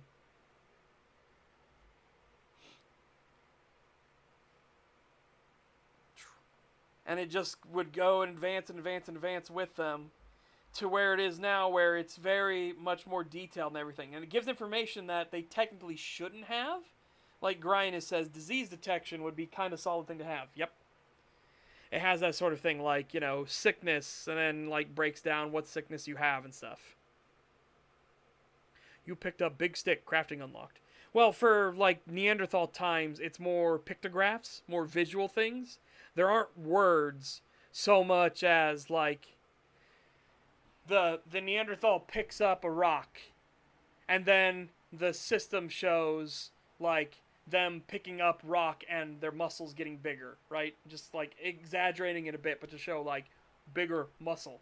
Muscle big, you pick up rock. You know, they hit something with it. It shows, like, hitting something, muscle bigger.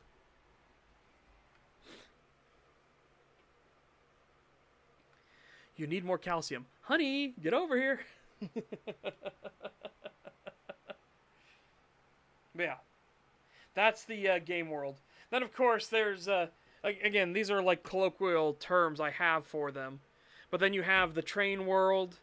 You have the gangster world. Which, again, the gangster world I think will be interesting because you're going to directly be from the perspective of a private eye. Like one of those old noir novels, right? It's from the perspective of a private eye, a detective, not just a private eye, so a full-on detective, and how he's making the situation worse by doing his job, right? He's obeying the rule of law, but the question then becomes, is that a good thing in this situation? Because he's going up against a dragon that is running the underworld, right? And he can't stand that. But he's running the underworld like the Yakuza would. So he's very open about the fact that he's, like, not playing by the same rules. You know, his Drakine and everything like that, they kill people and stuff like that. They get rid of people. But he points out he's getting rid of murderers and rapists and thieves. And he's making sure that none of the drugs that are, like, rampaging through all the other cities are anywhere near this city. Nobody in this city has drugs. Anybody brings it in, they get a fucking ass whooping. So it becomes that whole thing of, like, what is the lesser of two evils, right?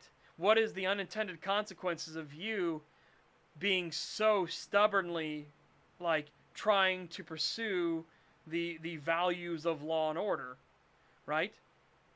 Is this a world that has law and order properly? Because that becomes the question, like, what order is there if all these other cities are drowning in drugs and vice and, you know, murders and sin and everything? Is it better to try to take that and bring it into the laws of a clearly corrupt system? Or is what the dragon doing for the betterment of all?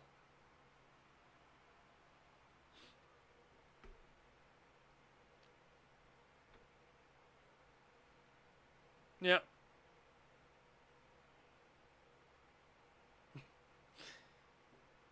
Yeah, again, the whole thing about Game World is that the system itself does not give karmic judgment one way or another, right? There's no, like, plus 15 evil points, you know, plus 15 good points. There's nothing like that. It is purely factual based things, right? Yeah. And that's basically what it comes down to, Anti-Boy Scout, is like, he's acting much more like a lord, and he's protecting this city, right? And what this detective is doing, he's upsetting that natural balance, and he's causing more and more problems, and things are spiraling. And, God, I really want to talk about the ending of the book, right? I really want to talk about the ending of the book, because I've had the ending written down for a long time.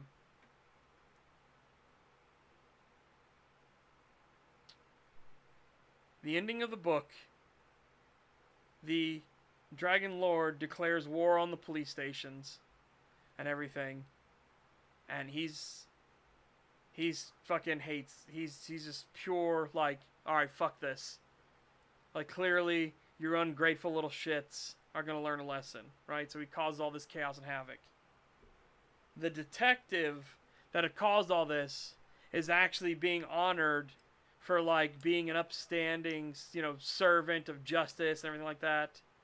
Meanwhile, the police chief, who had been working with the dragon the entire time to maintain the health and safety of the city, he was basically like, I'll turn a blind eye to this corruption because this corruption is saving us from everything else.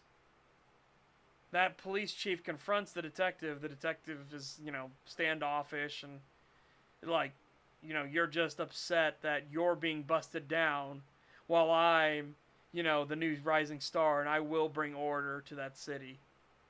We will not let a ne'er-do-well control us. And the police chief realizes that the guy is just too arrogant and full of himself. He can't see beyond his own ambitions. He can't see beyond his own self-interests. And so, the police chief pulls out his sidearm and just shoots him right in the middle of the federal building that they're in. And that's the way the book ends.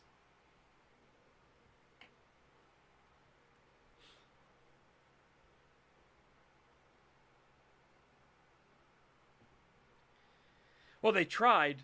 That's the thing. Like, by the end of the book, it's gone into full fucking war. Because they tried to be nice and calm and rational, but the detective kept pushing and pushing and pushing. And like I said, the chief at the end realizes the detective is purely out for himself. He's only thinking of his own self-interest, only thinking of how it can advance him. And so the police chief shoots him. As like a way to try to stop the cycle, the spiral that they're in now.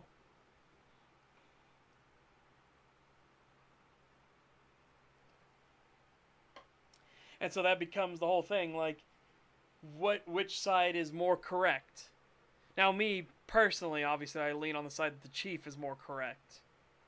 Because of the circumstances of the situation, right? When you've gotten to that level of, like, chaos and disorder, not the current thing they're in, not the spiral and the war they're in, but when society itself is that hopelessly corrupt, you need people that become pillars of ethics to stand up regardless of where they are. You need those pillars to be there to maintain some kind of order.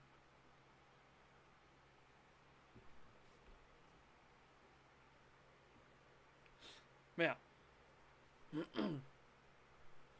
And again, the dragon isn't even trying to, like, control the city. You know what I mean? He controls the underworld of it, and he keeps things cleaner. But he's not, like, trying to get the mayor to do whatever he says or anything like that. He just wants to mostly be left alone. Like, and he wants his Dracain to be left alone as well, because his Dracain are very important to him. He is a very fervent believer and worshiper of Meraxus. Very fervent. Ooh. And then Train World, of course, will be fun. Because then that turns into like a stalker-like world after the crisis gets solved, air quotes. That turns into like a stalker universe. So that would be a lot of fun. That's where Again, I've talked about it on stream a while ago. That's where the Dragonfall comes in, right? That's where the alert goes out about the big air raid sirens all go off all across the island nation that, you know, the Dragonfall is about to happen. So you have to take cover. And it's not cover in the traditional sense. You need to cut line of sight to the center of the island.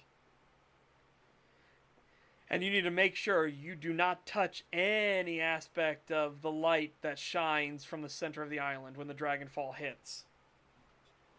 And it's just it's a cycle that repeats itself over and over and over again.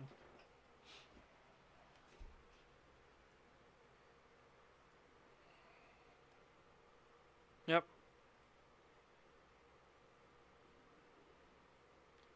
Yep. Again, like I said, that's my personal belief on the detective versus the chief situation. But yeah, I'll hopefully, if I write it well, because I don't want it to be heavy-handed.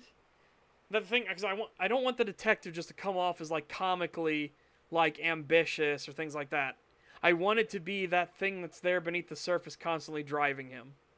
Right? His own selfish ambition. I want that to be beneath the surface. I don't want it to be a fucking anvil thing of like, no, this dude's bad and wrong. I want it to be made clear because, again, the dragon does control the underworld and he is treating it like the underworld. There are people getting snatched off the streets and executed, right? Is that justice being done?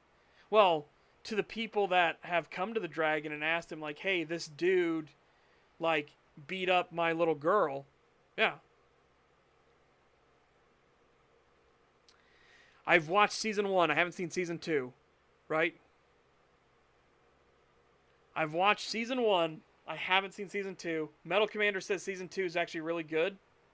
The first 3 episodes are a bit wonky, but season 2 is actually genuinely really good. I'm like, okay, I'll probably watch season 2. I got worried because the first 3 episodes were wonky. And I was like, oh no, it's another fucking Arcane situation where season 1 is good and then season 2 is dog shit. No. Metal says no. It's season 2 of Andor is actually really good. So I was like, okay, I'll watch it. Yep.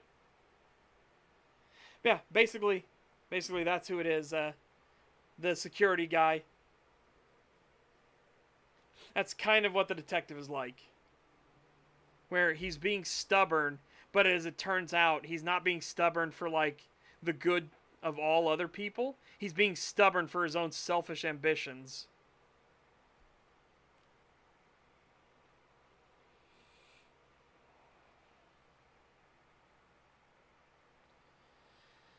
What gets more tragic, though, for the book's ending is obviously the police chief gets arrested because he literally just murdered somebody in the middle of the federal building.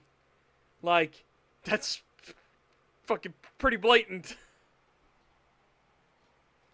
But the police chief, again, he sacrificed himself for the hope of a brighter tomorrow. He's like, no, I've got to take this detective out. He is way too, like, self-indulgent and self-ambitious. He's not thinking even a moment for the people that are suffering now because of his own actions.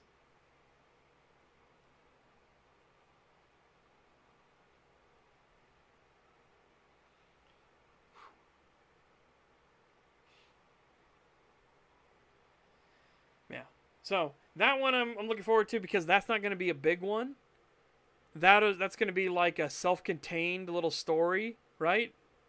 So that's not going to be like multiple books or anything. That's going to be like a single book.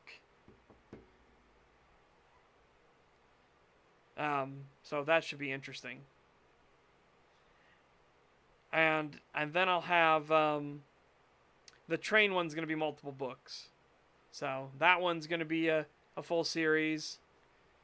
The Game World one is obviously going to be a full series. Guardians of Nature is going to be a full series, as is His Majesty the Dragon, and of course Sakara, which starts it all.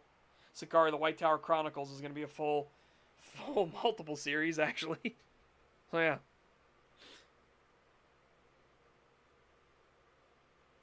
Hope. At the end of the day, when your back is against the wall and the chips are down, hope is all we got. Yep. Well, that also becomes the running theme, too. You play the hand that you're dealt, right? And the chief, he looked at the situation, he's like, this is the hand I've been dealt. So he just kills the detective right there in the federal building. Sees a bunch of, like, agents running towards him, freaking the fuck out because the police chief that they're investigating just killed their new golden boy, right? The new golden boy who's up the fucking, the Blue Falcon, the buddy fucker, going his way up the ladder.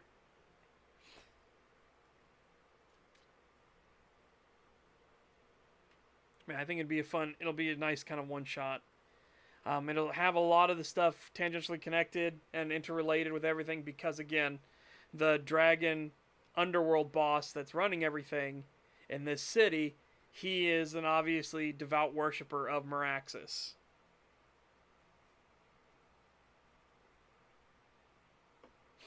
Alright. Chat, I'm going to go to the bathroom real quick, and then we'll get back to actually writing the current book we're on, which, again, is 174 pages. We're getting near to the 200 milestone. Just because those big 100-page milestones, they feel good, right? Like, getting to 500 pages on His Majesty the Dragon felt really fucking good. Really fucking good. So, getting to past 100 pages felt really good here. The Cycle of Nature, Thorin Denderson, the one that's the lore for the Space 13 server, is really good. Like, I like that we didn't get to 100, but I like that people thus far have really liked it.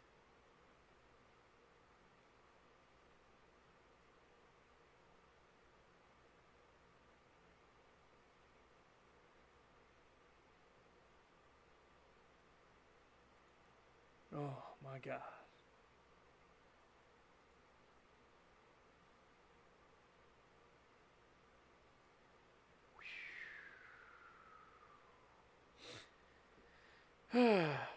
BRB momento.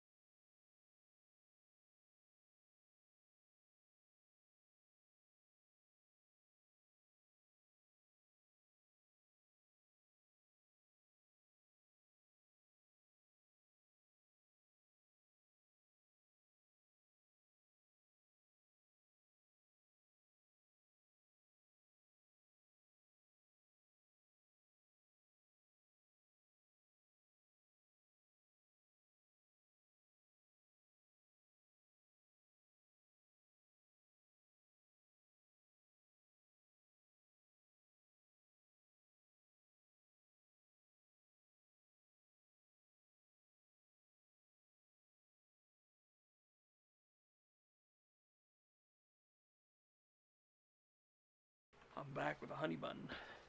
Not a good one either, unfortunately. These are some low quality honey buns and they're nasty.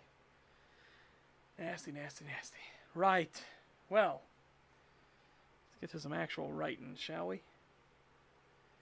Not enough chitty chatting and talking about books. We should actually start getting to some writing done.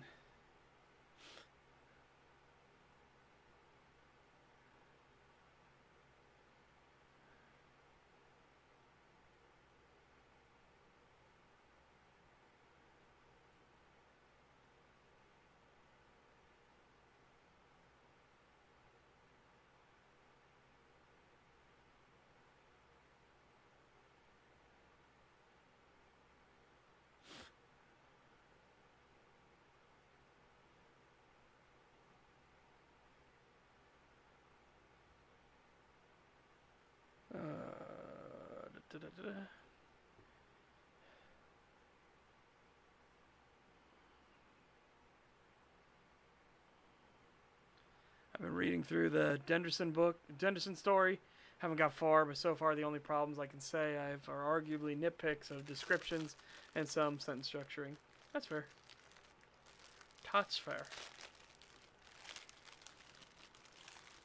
Sorry, opening up this awful honey bun. Like, how do you mess up a honey bun? Well, apparently, Little Debbie found a way. Blech. Oh. Oh.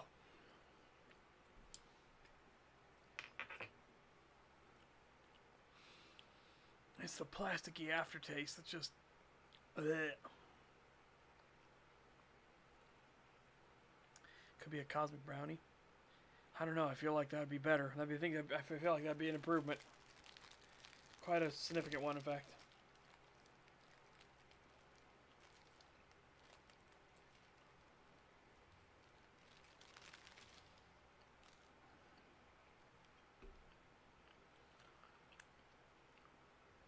These are just very, very unpleasant.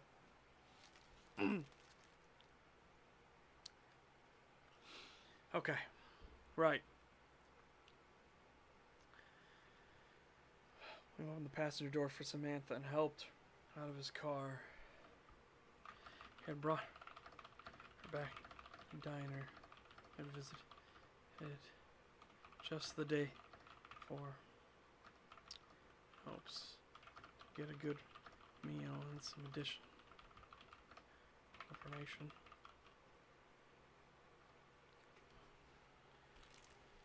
Little Debbie's are the kind of food you find perfectly preserved in 100 years. Yeah. Again, what a fucking great takedown Burger King had against McDonald's. And like, we're not saying Burger King is the best food out there, but at least bacteria wants to eat it.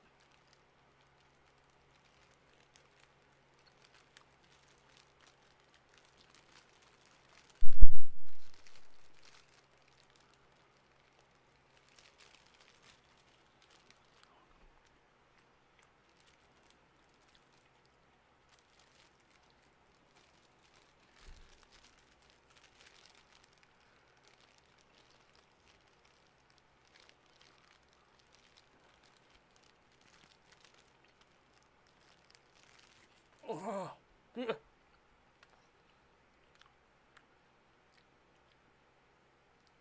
This truly is vile. Blech. Just getting good additional information.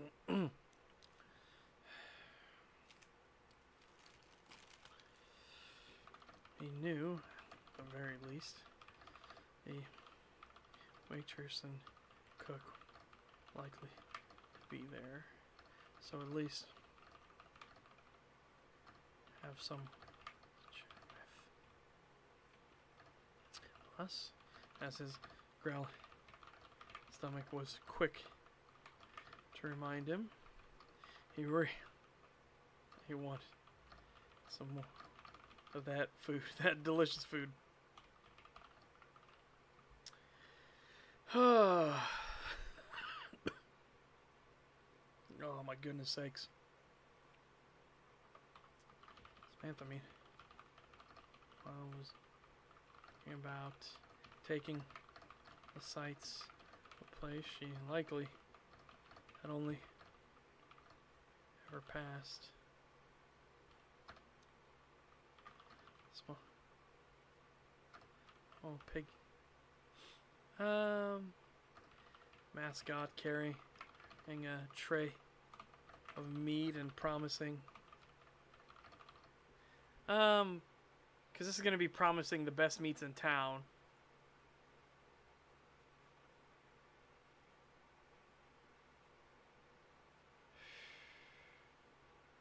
I don't know if I should just put, like, tray of protein. Doesn't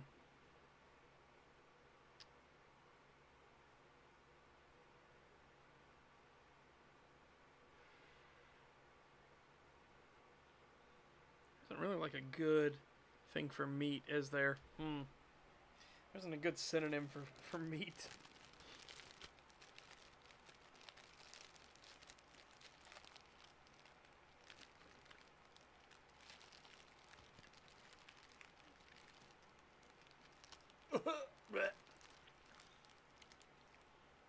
The anti-Little Debbie. I wish. I long for the anti-Little Debbies.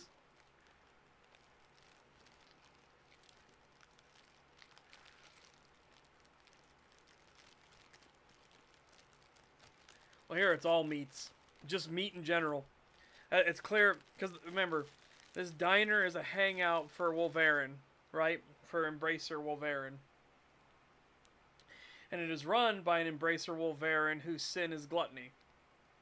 And a lot of gluttony Embracers become chefs and cooks and things like that because they want to make good fucking food.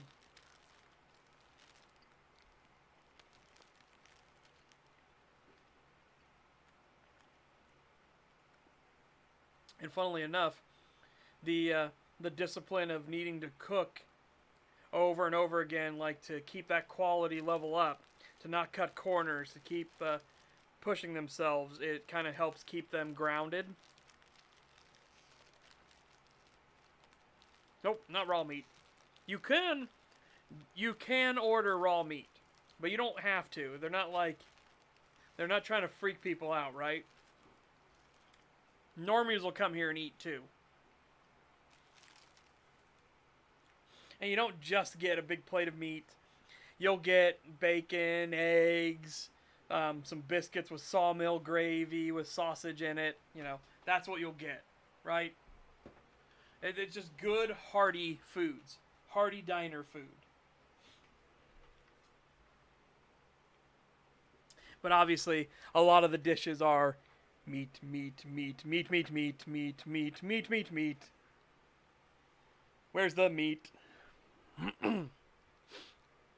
But the pig mascot it's literally a pig in a chef's apron with a big tray filled with meats. Right? So like sausages and hot dogs and pork and steaks and things like that all over this tray.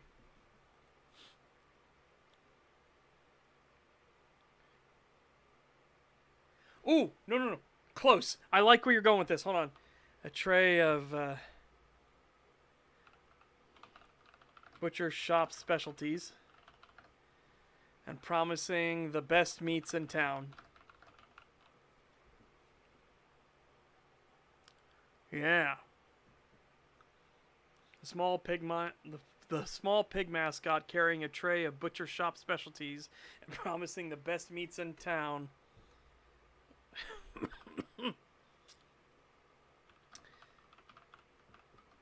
Certainly made Samantha chuckle. Certainly made her chuckle. We've already given her name and we're still focusing from her. Perhaps this very idea is what drew... Excuse me. Drew one.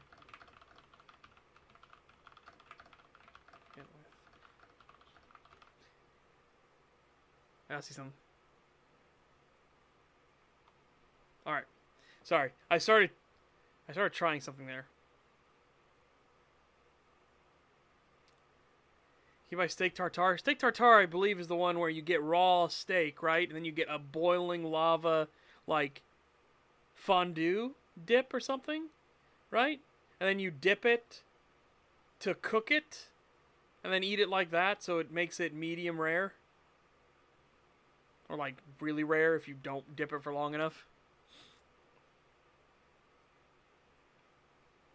No, there's no boar shifters. There are no boar shifters.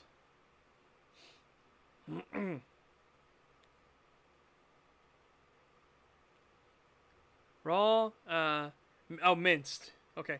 Raw minced meat with raw egg.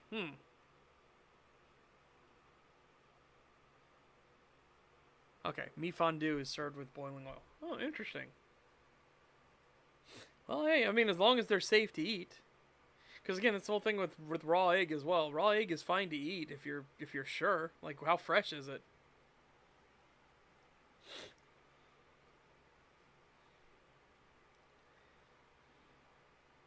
Linked in Discord. Let's do this.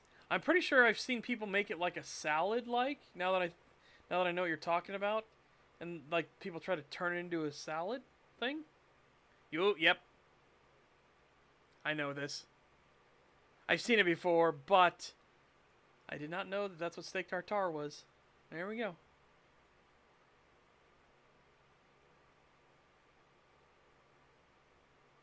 Onions, capers, parsley, or chive, salt, pepper, Worcestershire sauce, and other seasonings.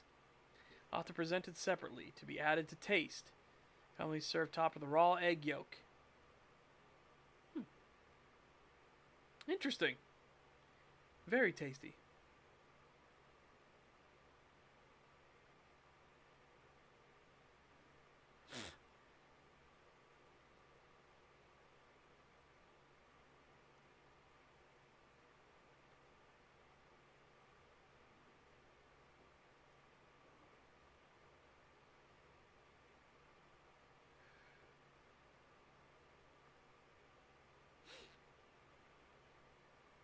Fucking hell, Shadow Yanni had a good one. The Polish version of this looks better? White man sushi. Oh, that's French man sushi. What's the Polish version look like? Let me see the Polish version.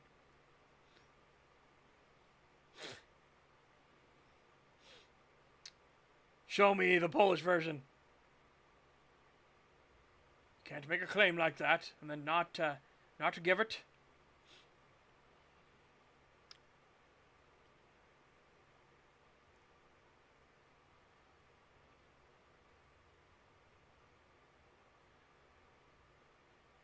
Okay, not to be offensive,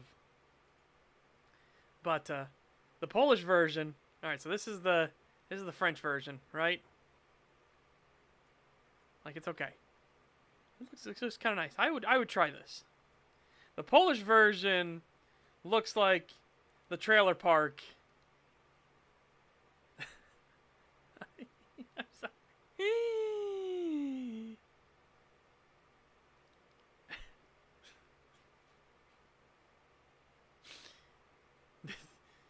I don't mean to be offensive, but no, Poland. I like a lot of your foods, but this is not one of them. That does not look like meat. That looks like it's to be a pasta sauce, and that worries me something fierce. That worries me something real fierce.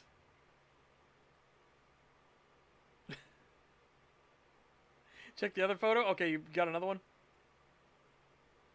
Okay, that's much better. That's much better looking. Here we go. That's much better. Yeah.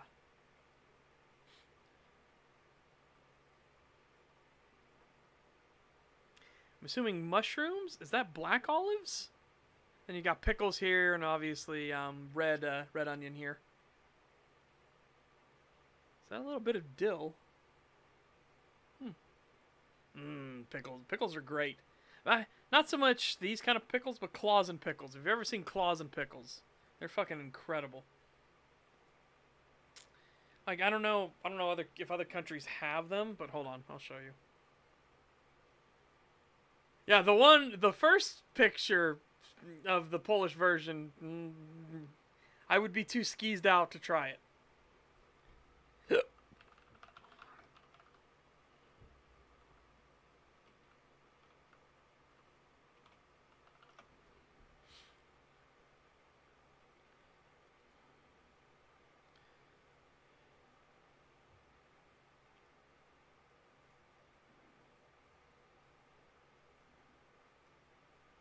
You'll always know what a clausen pickle looks like because of this. It's the light coloration, right? Clausens are great.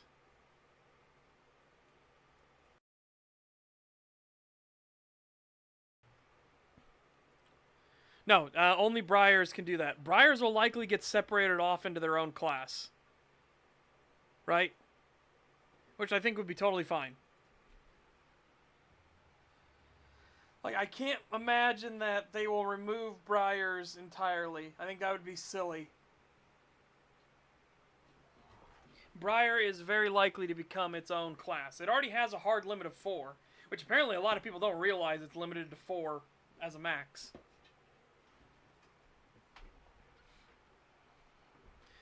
But I guess because, you know, how many people do we have that are Briar mains? Yeah, so Clausen, these are really good. These are really sharp in taste, right? These are just really sharp in taste. Really fucking good.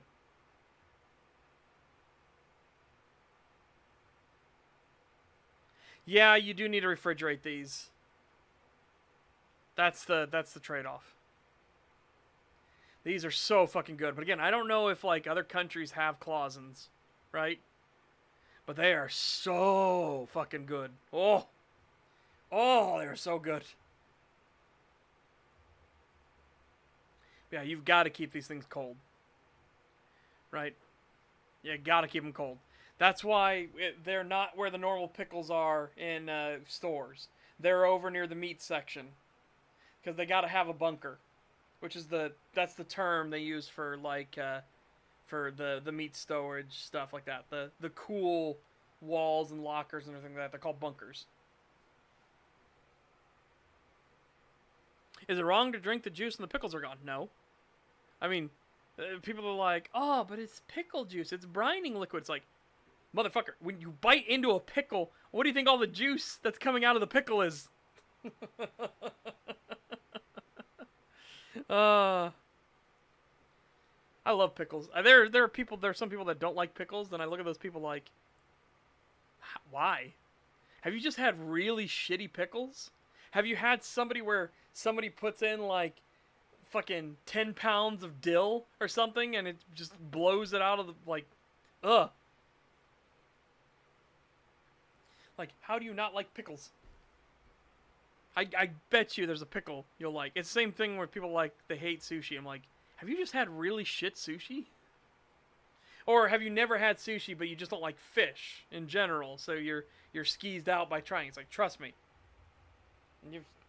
Trust me. Sushi's fucking wonderful. We'll find you the right sushi. And the way you test those people, right?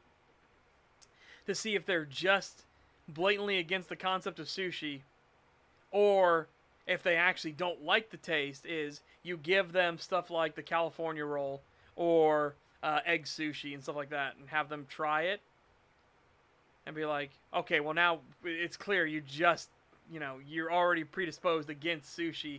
This literally has no fish in it.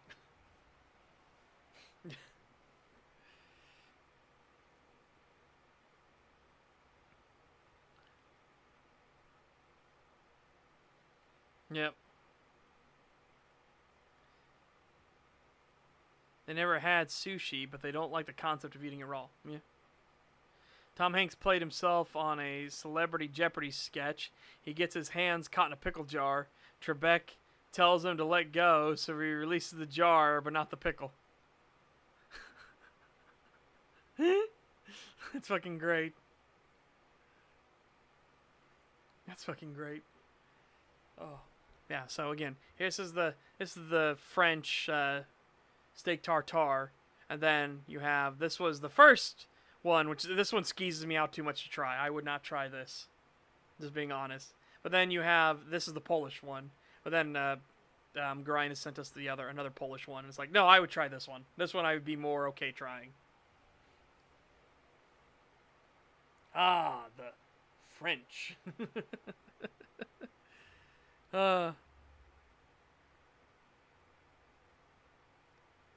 Or they just called it a white people food or some shit, yeah. People have a lot of weird fucking notions about like flavor, taste, and everything like that. It's like it's fucking ugh. Bleh. Bleh, I say bleh. Yeah, no, I would definitely try this as a curiosity. I would not make it myself because I don't know like the exacting things needed for food safety on this kind of thing. That would be something I would not make myself. It's the whole thing with like kimchi, right? A lot of people are like, "Oh, why wouldn't you make kimchi?" Because you need to be very careful making kimchi, okay? Kimchi is a fermented food. You can get very fucking sick if you don't make it right.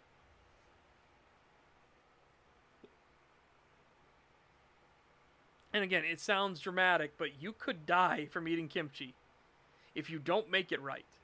Because it is a fermented food. You need to know what you're doing with fermentation. Like, is everybody going to die if they have bad kimchi? No. But you can get really fucking sick. Also, the fucking, yeah, creepy one from Meat Canyon. Highly recommend the Meat Canyon video. This streamer's never wrong. Clausens. Jar of Pickles, you sent on Discord? Okay.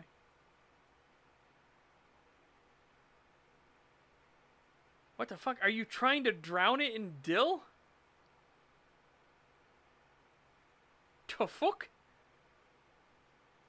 That feels like way too much dill. Hold on. Feels like way too much dill. When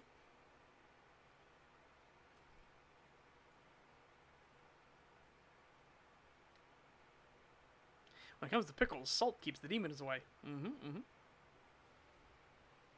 It's a little bit of dill. I put in some garlic in mine just because I like garlic a lot. A little bit of onions, salt, vinegar.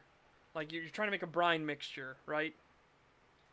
It's real nice. I've tried pickling an old Clausen juice with fresh like out of the ground cucumbers. And they didn't work. And then I realized what you have to do is that you need to actually do what you need to actually do is you need to get the immature. You need to do an immature harvest of these when the seeds aren't as big, right? Because the problem is when you get them at their harvest time, the seeds are good to go, right? The seeds are big, and that takes up a lot of fucking stuff. You need to get immature cucumbers and use those if you want to make Clausens.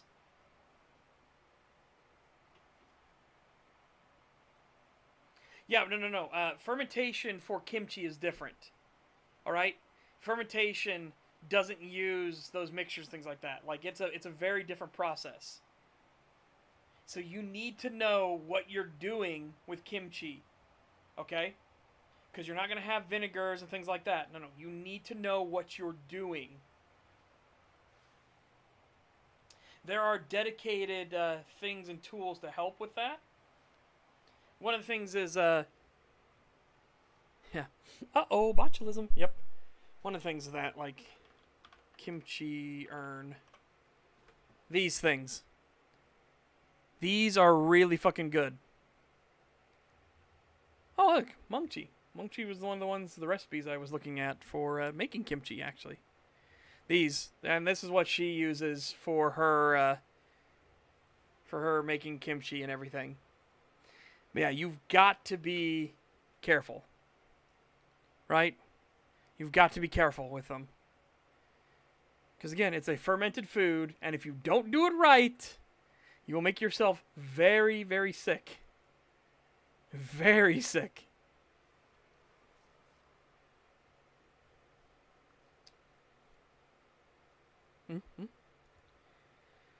I've had some. There's a Korean place that opened up. I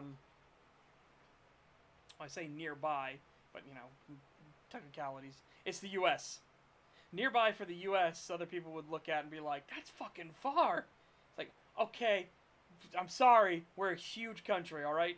We're fucking enormous. But yeah,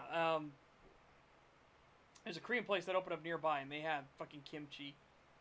And I tried theirs, and theirs is so good. Oh, I actually put it on my, like when I was having leftovers, I put some of that kimchi on the pizza. Oh, it's so fucking good. Oh, I want more of it. I want more.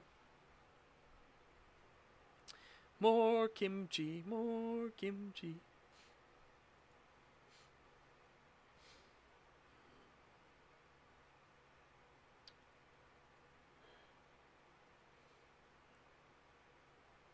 Okay.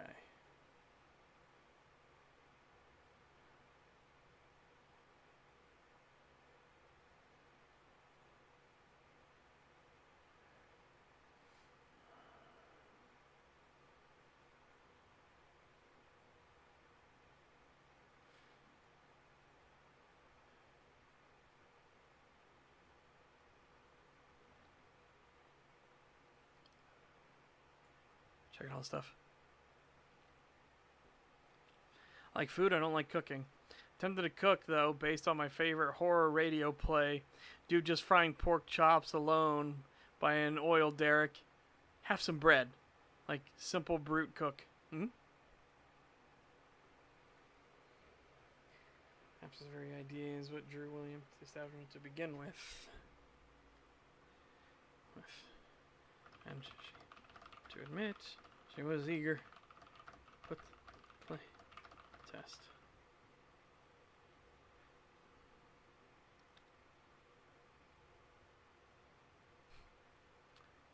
Nearby average state versus nearby Rhode Island versus nearby Texas. Yeah, basically. That was my favorite thing. Hang on.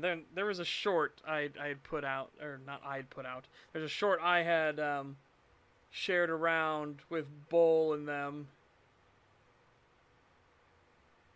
And it was about public transport. America doesn't have anywhere. All right, here we go. We're going to redo this. This is from the Unsubscribed podcast. And this is the Fat Electrician Nick, right? Here we go. And this is fucking 100% true. This is a thing that a lot of fucking Europeans and other countries don't get. About, like, your public transportation sucks. Like, motherfucker. America doesn't have anywhere near as much public transportation as Europe does. It's like, yeah, because Britain's the size of Michigan, and Michigan's like, what, the 38th smallest fucking state? Get the fuck out of here. Yeah, who gives a shit? Yeah. Oh no, I don't sit next to homeless people. God. Oh no. Like, oh my God. What is it? Ukraine's the biggest country in Europe by like a lot, and Ukraine is almost as big as Texas. If you go the longest amount of distance that you can drive in a straight line in the UK, it's 6 hours. From fucking tip to tip, it's 6 hours in a car. Let them in Houston. Let them cook. In Texas, I could leave right now, drive 6 hours, still be in Texas. You'd be in Dallas. Sleep, drive another 6 hours, still be in fucking Texas. Sleep, drive 5 more hours, and I'll just barely be in Oklahoma. Get the fuck out of here. That's why we don't have public transportation. Again, this is entirely fucking accurate, too. It's like, you do not understand the size and scale of the United States. It's the same people that are like, oh, well, they walked, the Brotherhood of Steel walked all the way to the East Coast. It's like, get the fuck out. You have no concept. You have no concept how much distance it is from California to the East Coast. Fuck off.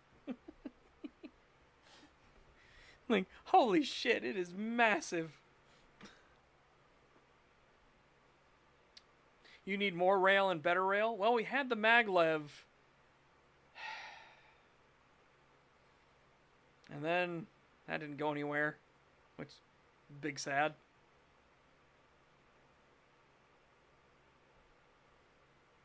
Oh, it's possible to make that trek. It's going to be long and perilous and it better fucking show. Yeah. It takes like on foot in a non-wasteland thing, right? It's an on foot and a non-wasteland thing. Takes like what, 4 months walking?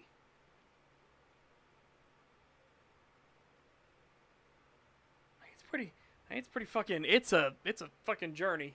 Hang on, like let's do this. Actual size of countries. So here's the thing you need to understand, right? Again, United States. Okay? You need to fucking understand something here. United States is very fucking big. Argentina mentioned. Yep. See? I wish I could rotate this. You know what I mean?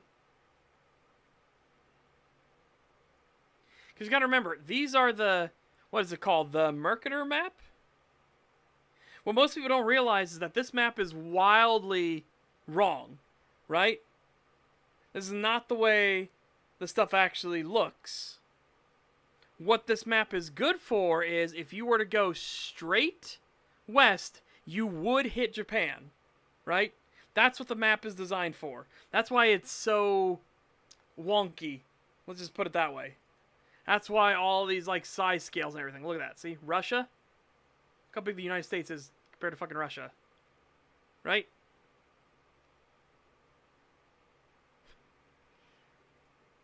Trust me, it seems like Russia should be based off of this, right? It seems like this should like absolutely dwarf the United States. And you realize like, oh, the United States makes up about what, 2/3 of it? The United States is really fucking big. Again, United States versus China. The United States is really fucking big.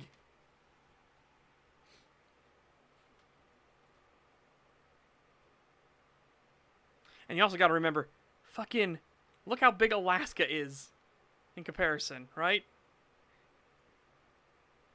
So add Alaska onto this as well. Oh, but public transport, yeah. Oh my god. Ugh. Hang on. All right, hang on a second. Argentina. Put that in there. Put you in there, Argentina. Come on. See? Argentina. Look at that. See? Obviously, we're going to have some hangover. So if you can imagine bringing this up, probably come to about like right here. Right? Not even half of the United States. Yes, Alaska is distorted on this map too. So, right. So we pull Alaska. See? With the United States proper. Right? It's a nice big old chunk. Add Poland on top of Indiana? Okay. Poland. AKA, Poland is the Texas of Europe, and we love them. See? Here we go. See? Poland. Here's Indiana, right here. Hang on. I'll pop Indiana up as well. Indiana. There you go. Just so you can see the outline. Right?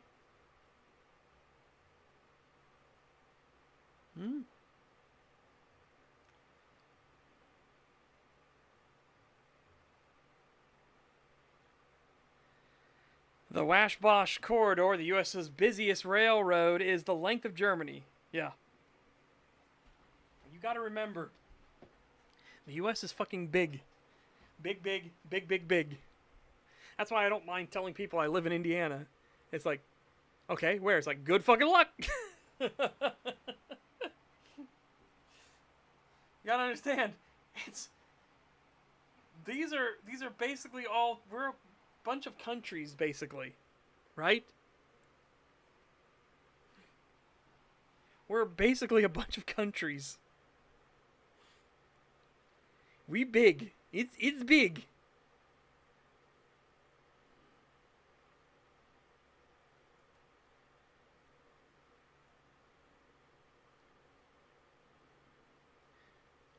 Now Brazil is fucking big too. Look at that. See? Brazil is one of the ones where the United States, again, if you'd have to do a little bit of distortion, right? But the United States would fit inside Brazil, right? Brazil's another country that they can be like, yeah, we're a big fucking country. And again, same thing with with China. The United States is technically just a little bit bigger than China.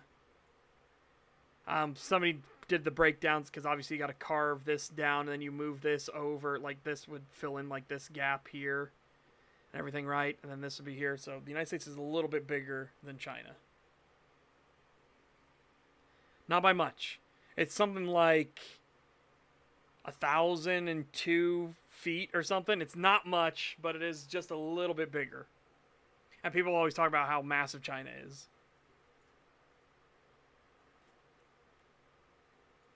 And then obviously, like, everybody gets fucking dwarfed by continental Africa. Like, it's fucking huge.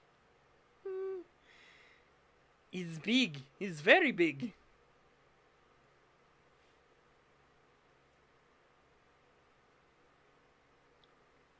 And then, here we go. There's Alaska for you.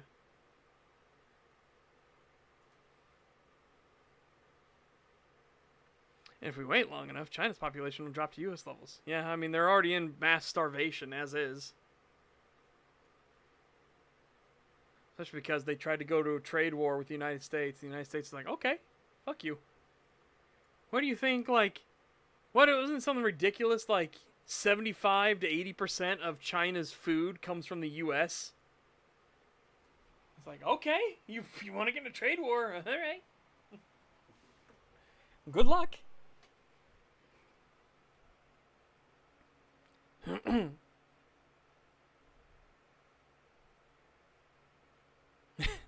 Euro trash, just get more trains, Amera bro. We have trains and a ton of train lines. Look at a complete map. It would blow your tiny enslaved mind. You get more trains. Yeah. And again, we've got big fucking trains.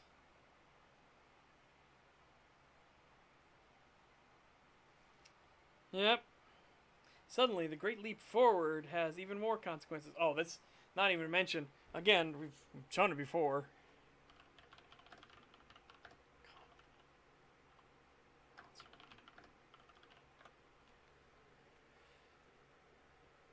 So, all of those cotton fields you see on, like, satellite maps and everything, they're all fucking fake. Right? They're all fucking fake. This is what all those cotton fields are in China. They literally stick rebar down and they glue a rock to the top of it. Because China is all about the face, right? They literally just fake everything. They fake everything they have. All those massive, like, they try to do all those big solar panel farms, right? They're like, ah, yes, like, here we go, like, you know, we have all these solar panels like that. We're so green energy. It's like all those solar panels aren't connected to anything. They're all literally just plastic. It's just fucking wild. Imagine being so shit at running a country they just have to default to lying. Yep. Like, unironically, too, it's not even a fucking joke. They literally paint. Hold on, this is the whole thing because it sounds stupid. Chinese painting hills green. They literally go out in trucks and they spray with these giant, like, septum trucks that are used to, like, take up feces, and they spray them across the roads and the mountainsides green so that it looks more vibrant from satellite imagery. Right? That's what they do, unironically. All of their roads that look so green and vibrant, if you go 100 feet away from the road, there is nothing. It is barren wasteland. Right? Like, this is the shit we're talking about, right? Their waterfalls are also fake, by the way. Did pipe water up there. Yep. Again, China is entirely like a house of cards.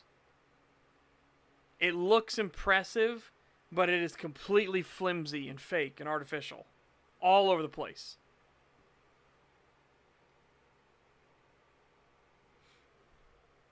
They are unironically a paper tiger. If you've ever seen the fucking meme, hold on. Chinese CQC keyholing at 5 feet. This shit. Okay? This shit.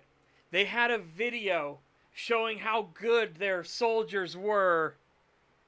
How good their soldiers were at close quarters combat, right? And this, 5 fucking feet, and you're keyholing. For anyone that doesn't know what that means, the round is tumbling sideways. It has no aerodynamics. Your engagement range with a round that's tumbling, that is that unstable, is not measured in football fields. It's measured in yards. Like, holy mother of God. This is where they were, okay? This is like 25 feet. And they're keyholing. Fuck, China is literally a paper tiger. Like, obviously, don't underestimate your enemy, because they're gonna fight, right? But, my God.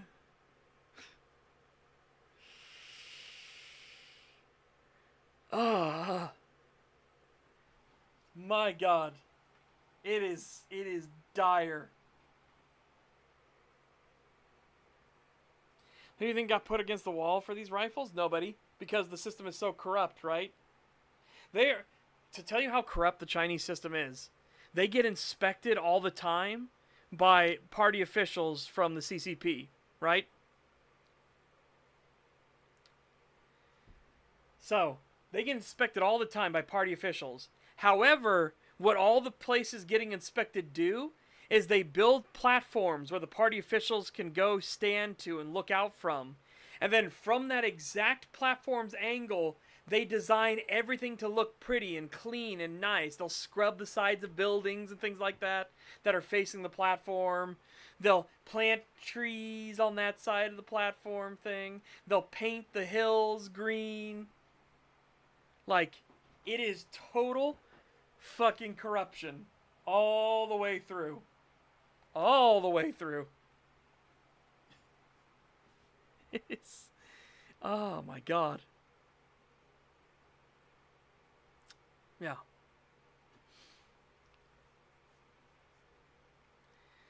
That's why the joke is the fucking knockoff Chinese goods, right? Because literally what they do.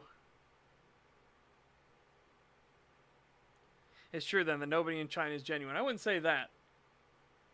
But there's a lot of the fake nonsense, right? There's a lot of the fake nonsense. That was Count Dankula did a video on Mad Dog, right?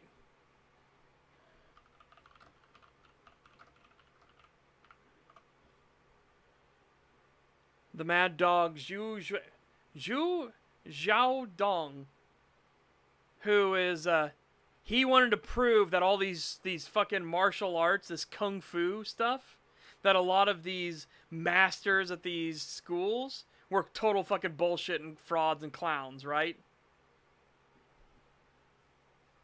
That's what he wanted to prove. So he challenges them to boxing matches and he whoops their ass. But the CCP doesn't like that because you are making fun of our cultural heritage.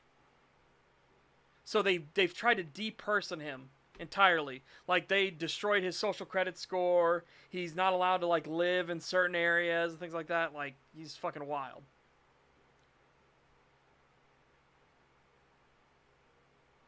Oh yeah, the fake cities are hilarious. If you guys have never seen it.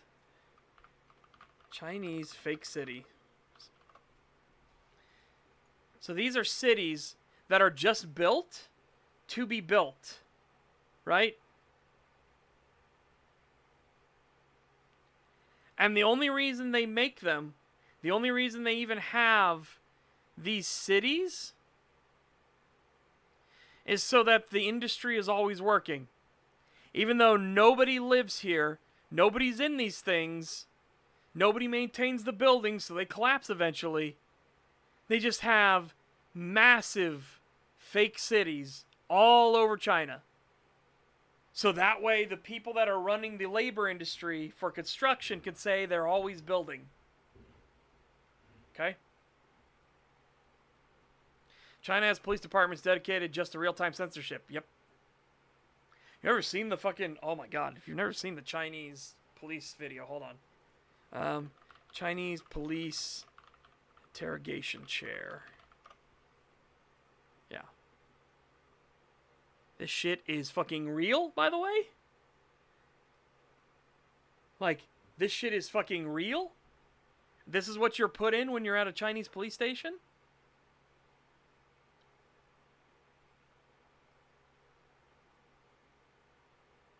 Like, whew. Yeah, no. People that simp for China are fucking psychotic. Genuinely psychotic. Right?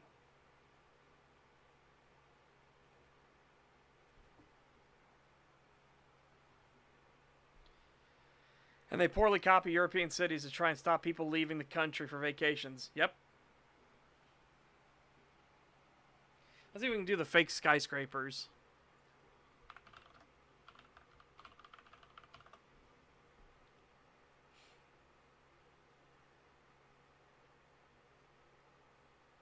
Because there was like an entire city made up of like skyscrapers that they're all fucking fake. Right? Every single one of them. I don't want the architectural fake hills one. I want the one where there was a ghost city that was made up of a shit ton of skyscrapers.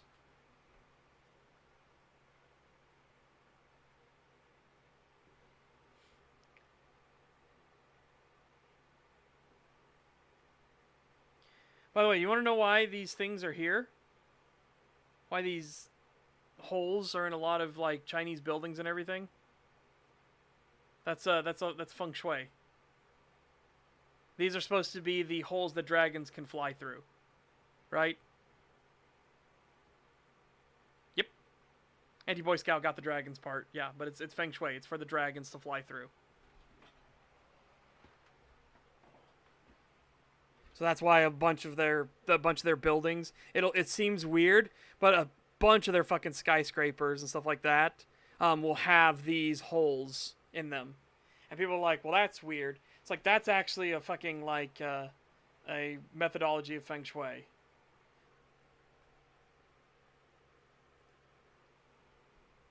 So let's see, Chinese buildings, dragon holes. Yep, there you go. Chinese building with dragon holes. See, that's what these are. These are holes to allow dragons to come through.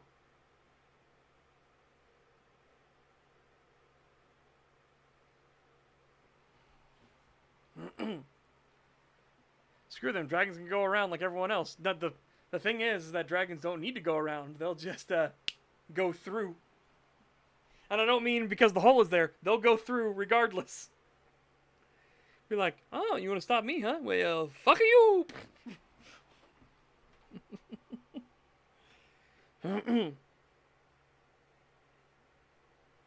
Yeah.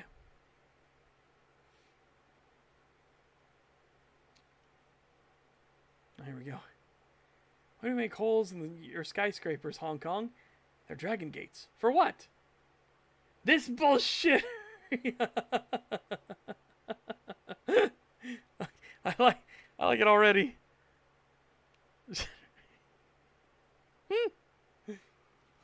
Don't mind me, I'm coming through.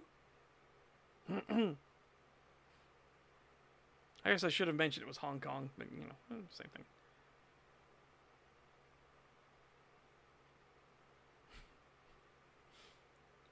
Yep.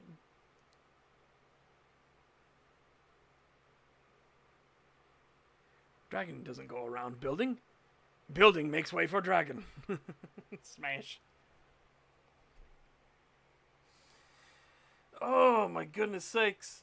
Yeah, I wish I could show you guys it, but there was they had a massive catastrophe where one of their ghost cities collapsed. and it was like a fucking domino set, right? Because the one skyscraper went because the skyscrapers are literally built to be like just empty boxes. So the one skyscraper fell and hit the next skyscraper, and that hit the next skyscraper, and on and on and on it went. It was a fucking domino collapse. I don't think anybody got videos of it, but let's see. Chinese skyscraper collapse.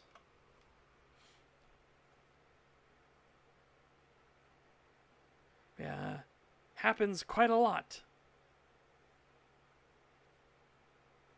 The most terrifying one was there was that one skyscraper they built in China that had a railway that went through it. Because they were that poor at planning everything, they actually had to chop up this one like skyscraper and had a literal train that drove through the skyscraper. Fucking hell.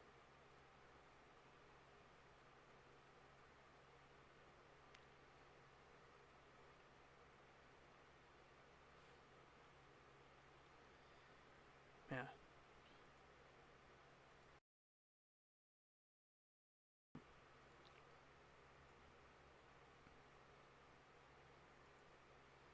China recreates Mediterranean, Euro, and American architecture. Literally everyone, look at what they need to mimic a fraction of our power. Mm-hmm. Yep.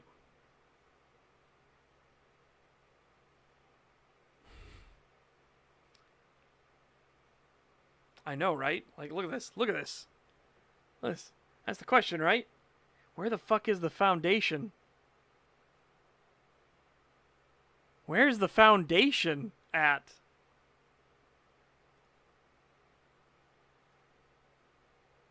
Like, what in the fuck? How are you building these buildings?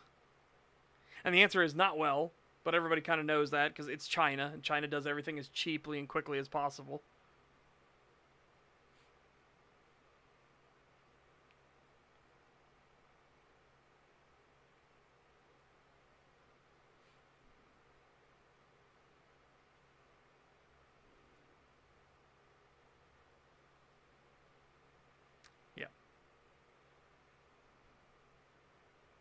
They have to recreate our power because they wiped out all their history and culture. To an extent, yeah. Again, the only reason Journey to the West remains, like, at all, is because it was Mao Zedong's favorite book, right? That's the only reason they even have Journey to the West. That's the only reason it survived the purge of ideas.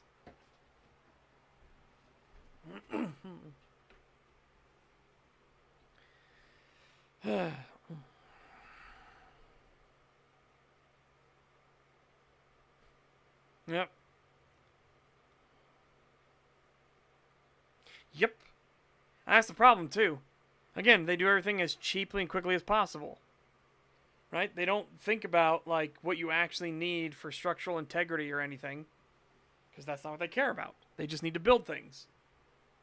And if you build a bunch of stuff underground, well, that's not visible.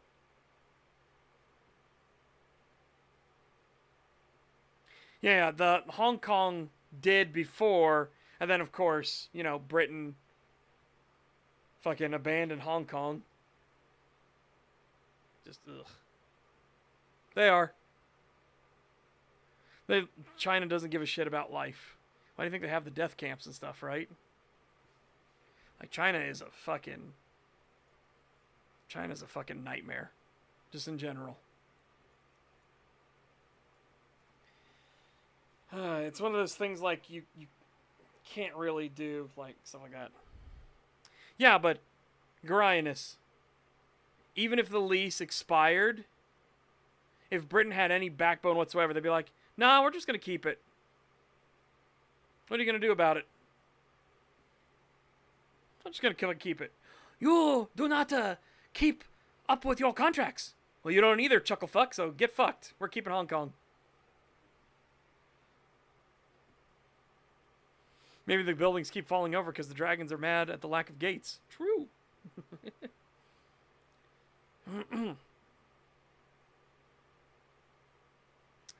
As every socialist and every Democrat or social democrat wants, short terms no matter the cause. Yep. It's always short-term solutions. Always. And they try to emphasize that, like, you know, putting today is way better than putting tomorrow. Unfortunately, Brit bongs are not reliable. Yep. Like I said, if they had any backbone. But apparently, Britain is getting more and more heated lately, right? Like, there are more and more people of the British public that are calling for not just reform, but, like, genuine, like, maybe we should hang all of the ministers. It's like, ooh, things are heating up over in Britain.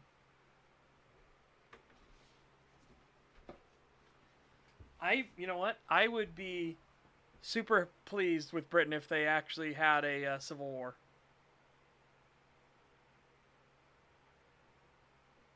Do you know why? Hang on. Do you want to know why, anti-Boy Scout? Why that is? You need to understand something about British elections. Labour has the least votes. So you might be wondering, how did they win? Because Britain has a really, really retarded system. Okay? Britain's system is that whoever has the most votes wins. Right? You're like, okay, well, how's that bad? Because they have 600 fucking parties. Okay? That's why it's bad. So, you can win by getting only 5% of the vote, so long as 5% is the highest of the vote. So you can have 95% of a fucking district doesn't want your ass in, but you still won. Because you had the most votes. Britain's system is completely fucked. Okay? Remember, Labour with Keir Starmer, fucking two-tier Keir, they had 20% of the overall vote. 80% of the fucking country didn't want them in. But they got control. Because of Britain's really stupid-ass voting system.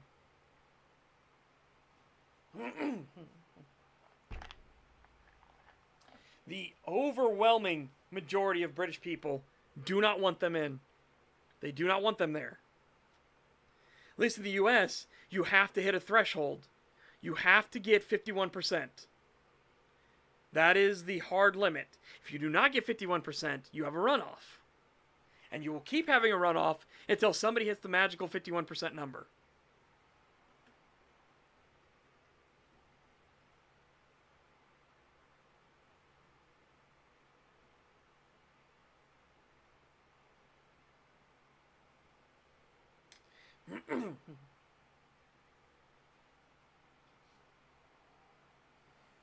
Oh my God.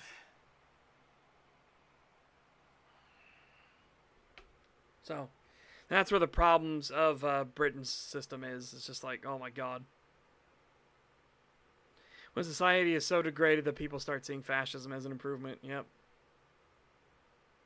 And actual fascism, by the way, not the fucking weirdo boogeyman that the left makes it out to be. Think of meat and dinner food. Meat. I am hungry.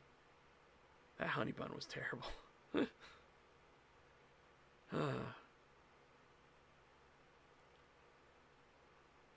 Yep.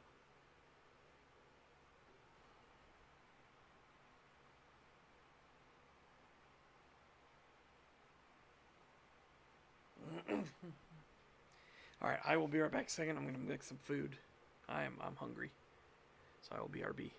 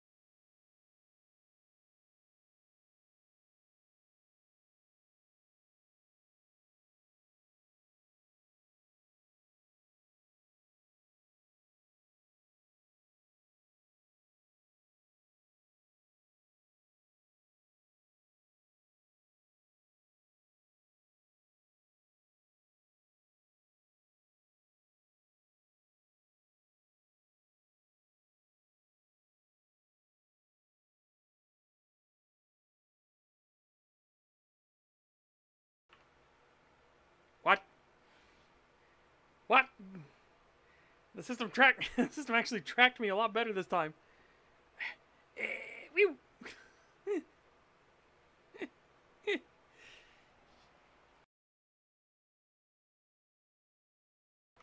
Well, it's a good thing I didn't have the camera go down. You might have seen my booty.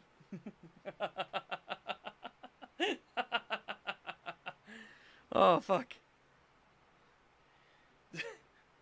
Let's come back. I'm almost turned 180 degrees looking over my shoulder like, hello there. One of those fucking poses that you see all the time. Oh.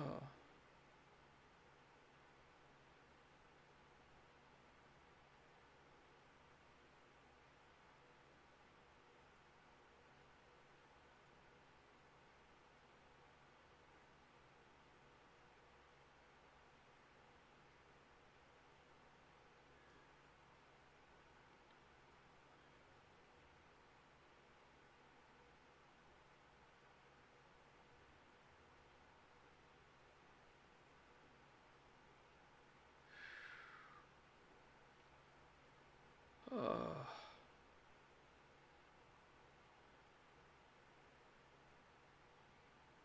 Hey, people. Setch here. Oh, clearly run my voice ragged. Well done to me.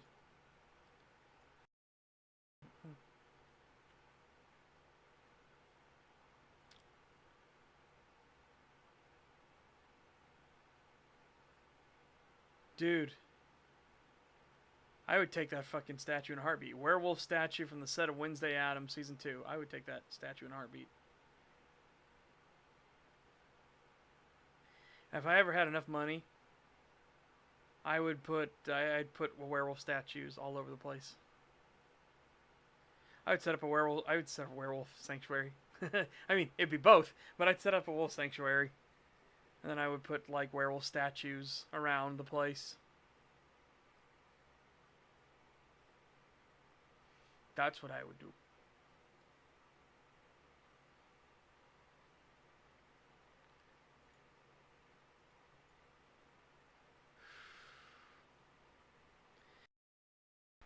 Oh my god. Right. I haven't written much. Again, we just had a bunch of talks. I enjoy talking with you guys. Probably tomorrow we'll do some more actual writing. Like I said, on Wednesday we're playing Peak with Pagan, Kree, and Metal Commander, so that'll be a lot of fun.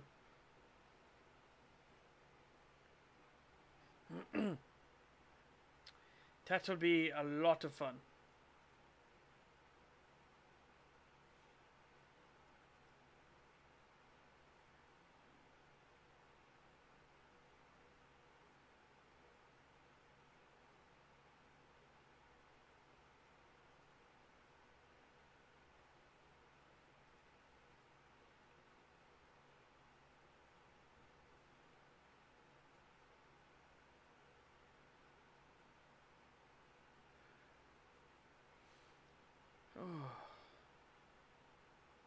Okay. Let's get a little more work done, shall we? My pizza's too hot to eat at the moment. Too hot to eat.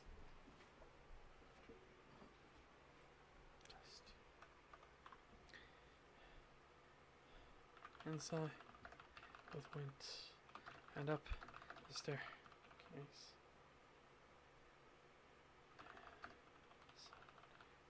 Which, come on, yes.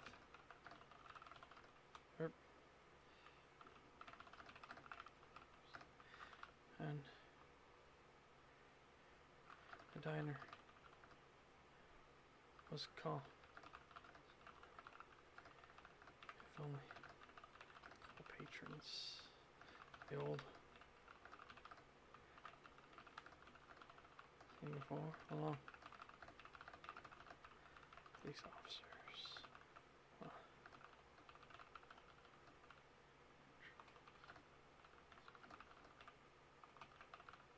counter. Cook. Whoops, the dinner. Whoops, the diner. There we go. I just realized it when I looked at it again. The diner was calm this morning with only a couple patrons. The old woman that William had seen before, along with one of the police officers, while the waitress was behind the counter with the cook.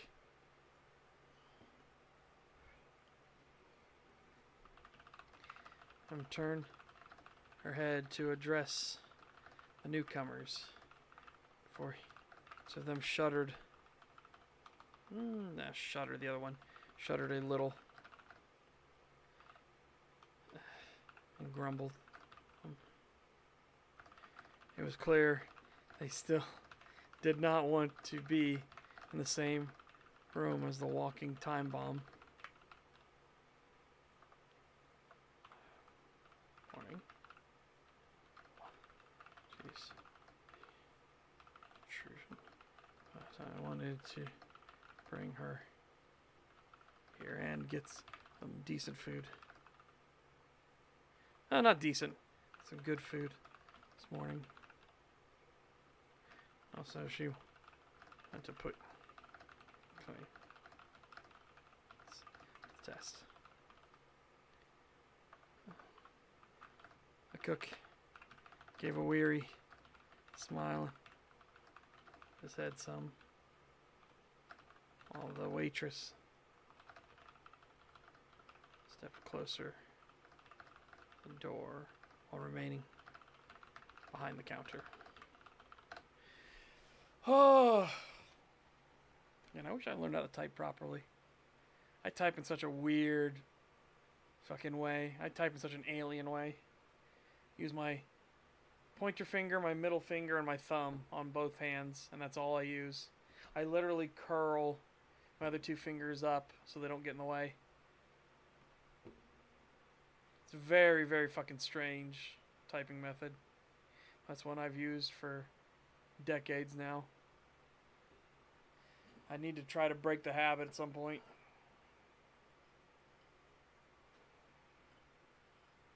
I need to properly learn the home row. At least I don't fucking hunt and peck and, look. I can just look directly at the document and just keep going.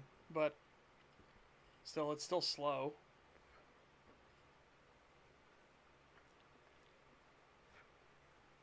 Fuck, I want to pick up one of the pizzas and almost burnt my hand. Fuck. Fucking molten lava pizza. Molten lava!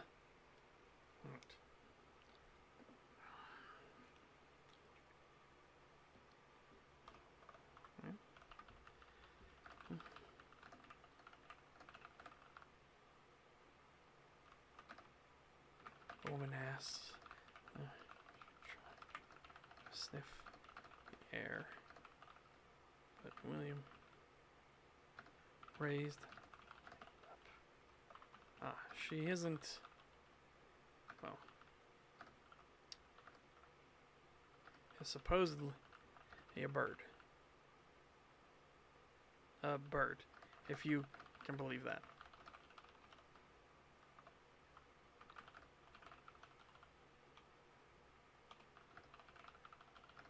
Paw. No one sniffed. Okay.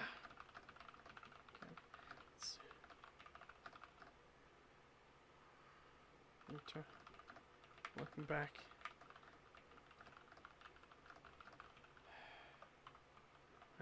Yeah.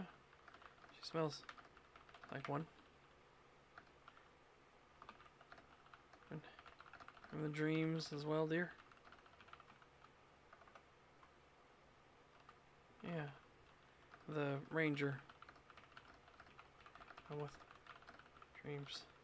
I mean. You're walking time. You're walking, not time. I don't want to do walking time bomb again. Walking, cataclysm waiting to happen. Like your friend. Sure. She's not. Again, I don't bother. Or try to let things out slowly. Or will try. At the very least,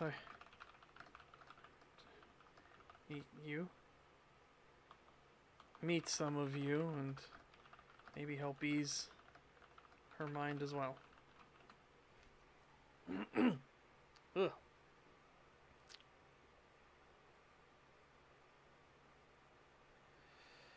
Oh, I'm so hungry, but it's too hot.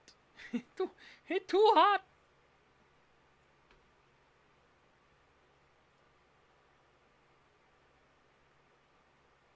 Meanwhile, August 14th, 2025, the Dawn of War Definitive Edition, the remake, is coming out. I cannot tell you how much I'm looking forward to it. Especially if it's only going to be $30.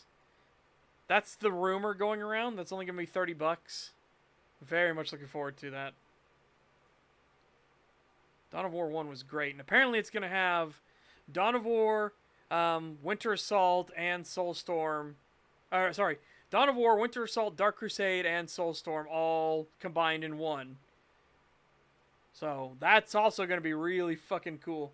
And they said, they've claimed, that all of the old mods will all work for this Dawn of War.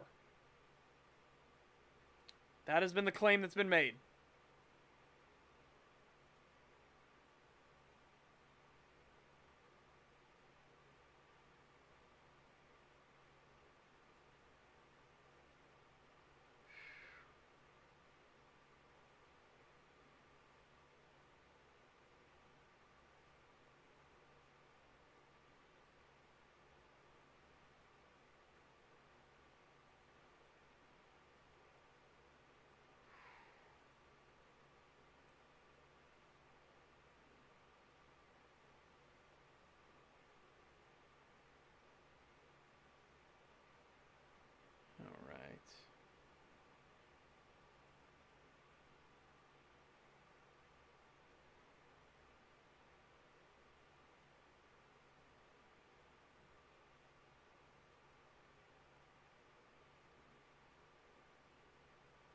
Oh.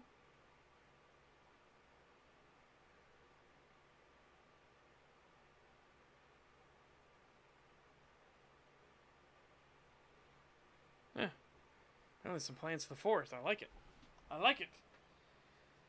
Oh, right, chat. Right. I might call it there. I'm hungry and I'm tired. As I said, I was out like a fucking... I was out like a ton of bricks earlier. That's why we were late to start the stream. Which, again, I apologize for. Yeah, it was just wild. We'll do more stuff tomorrow, and we'll actually do more writing. I'll do more writing tonight as well. We're getting there. We are getting there.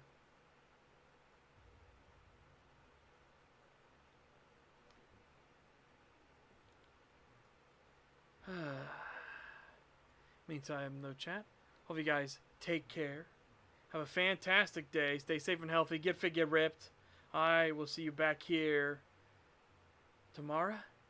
And remember, on Wednesday, we'll be playing some Peak. And it should be just that. Yeah. I'll still come up with something we got to do for Saturday Showtime. I have no idea what movie to watch. Yeah. Bye-bye for now, everyone. Oh, my goodness.